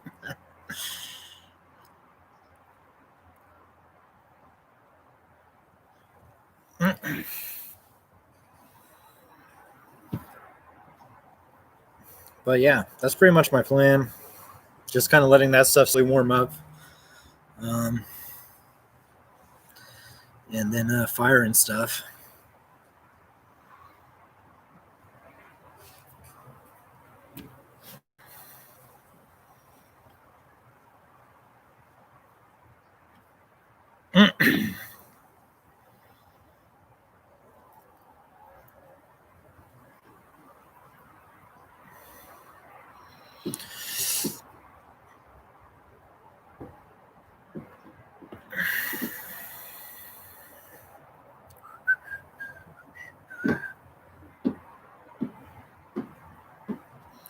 Well, I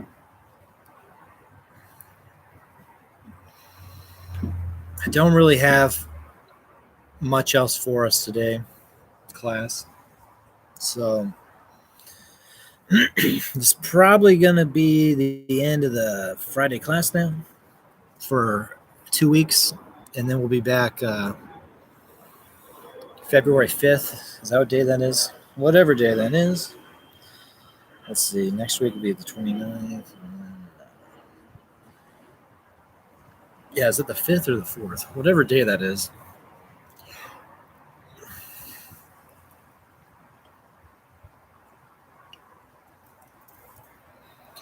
All right. I'm going to go ahead and end the stream.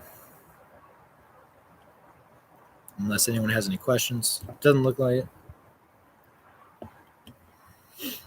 Check out that article I posted at the front of the chat if you want to read anything about art.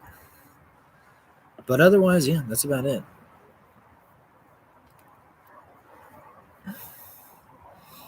Okay.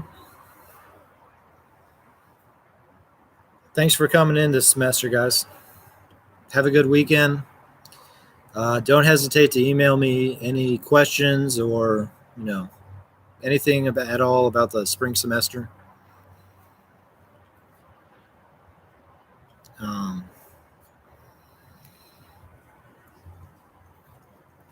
Thanks for coming in. Oh, I forgot to mention, I'm starting to look for an office that I can rent and put a kiln into, like an actual office, like not like this, like an actual office. So basically, if any of you see, like, you don't go out of your way, but if you see like an office space for rent or something like that, if it looks like it's cool and you want to send me a picture or anything like that, like of the, for rent kind of sign, feel free to do that. Basically, my plan here is to rent an office and then buy a kiln and basically let you guys fire through fire through that office, assuming I'm able to get that going. So let me know if you see anything. I'm kind of putting out some feelers with some other people I know and stuff, like asking the Freeform people if they know of anything and stuff like that. So okay, have a good weekend, everybody.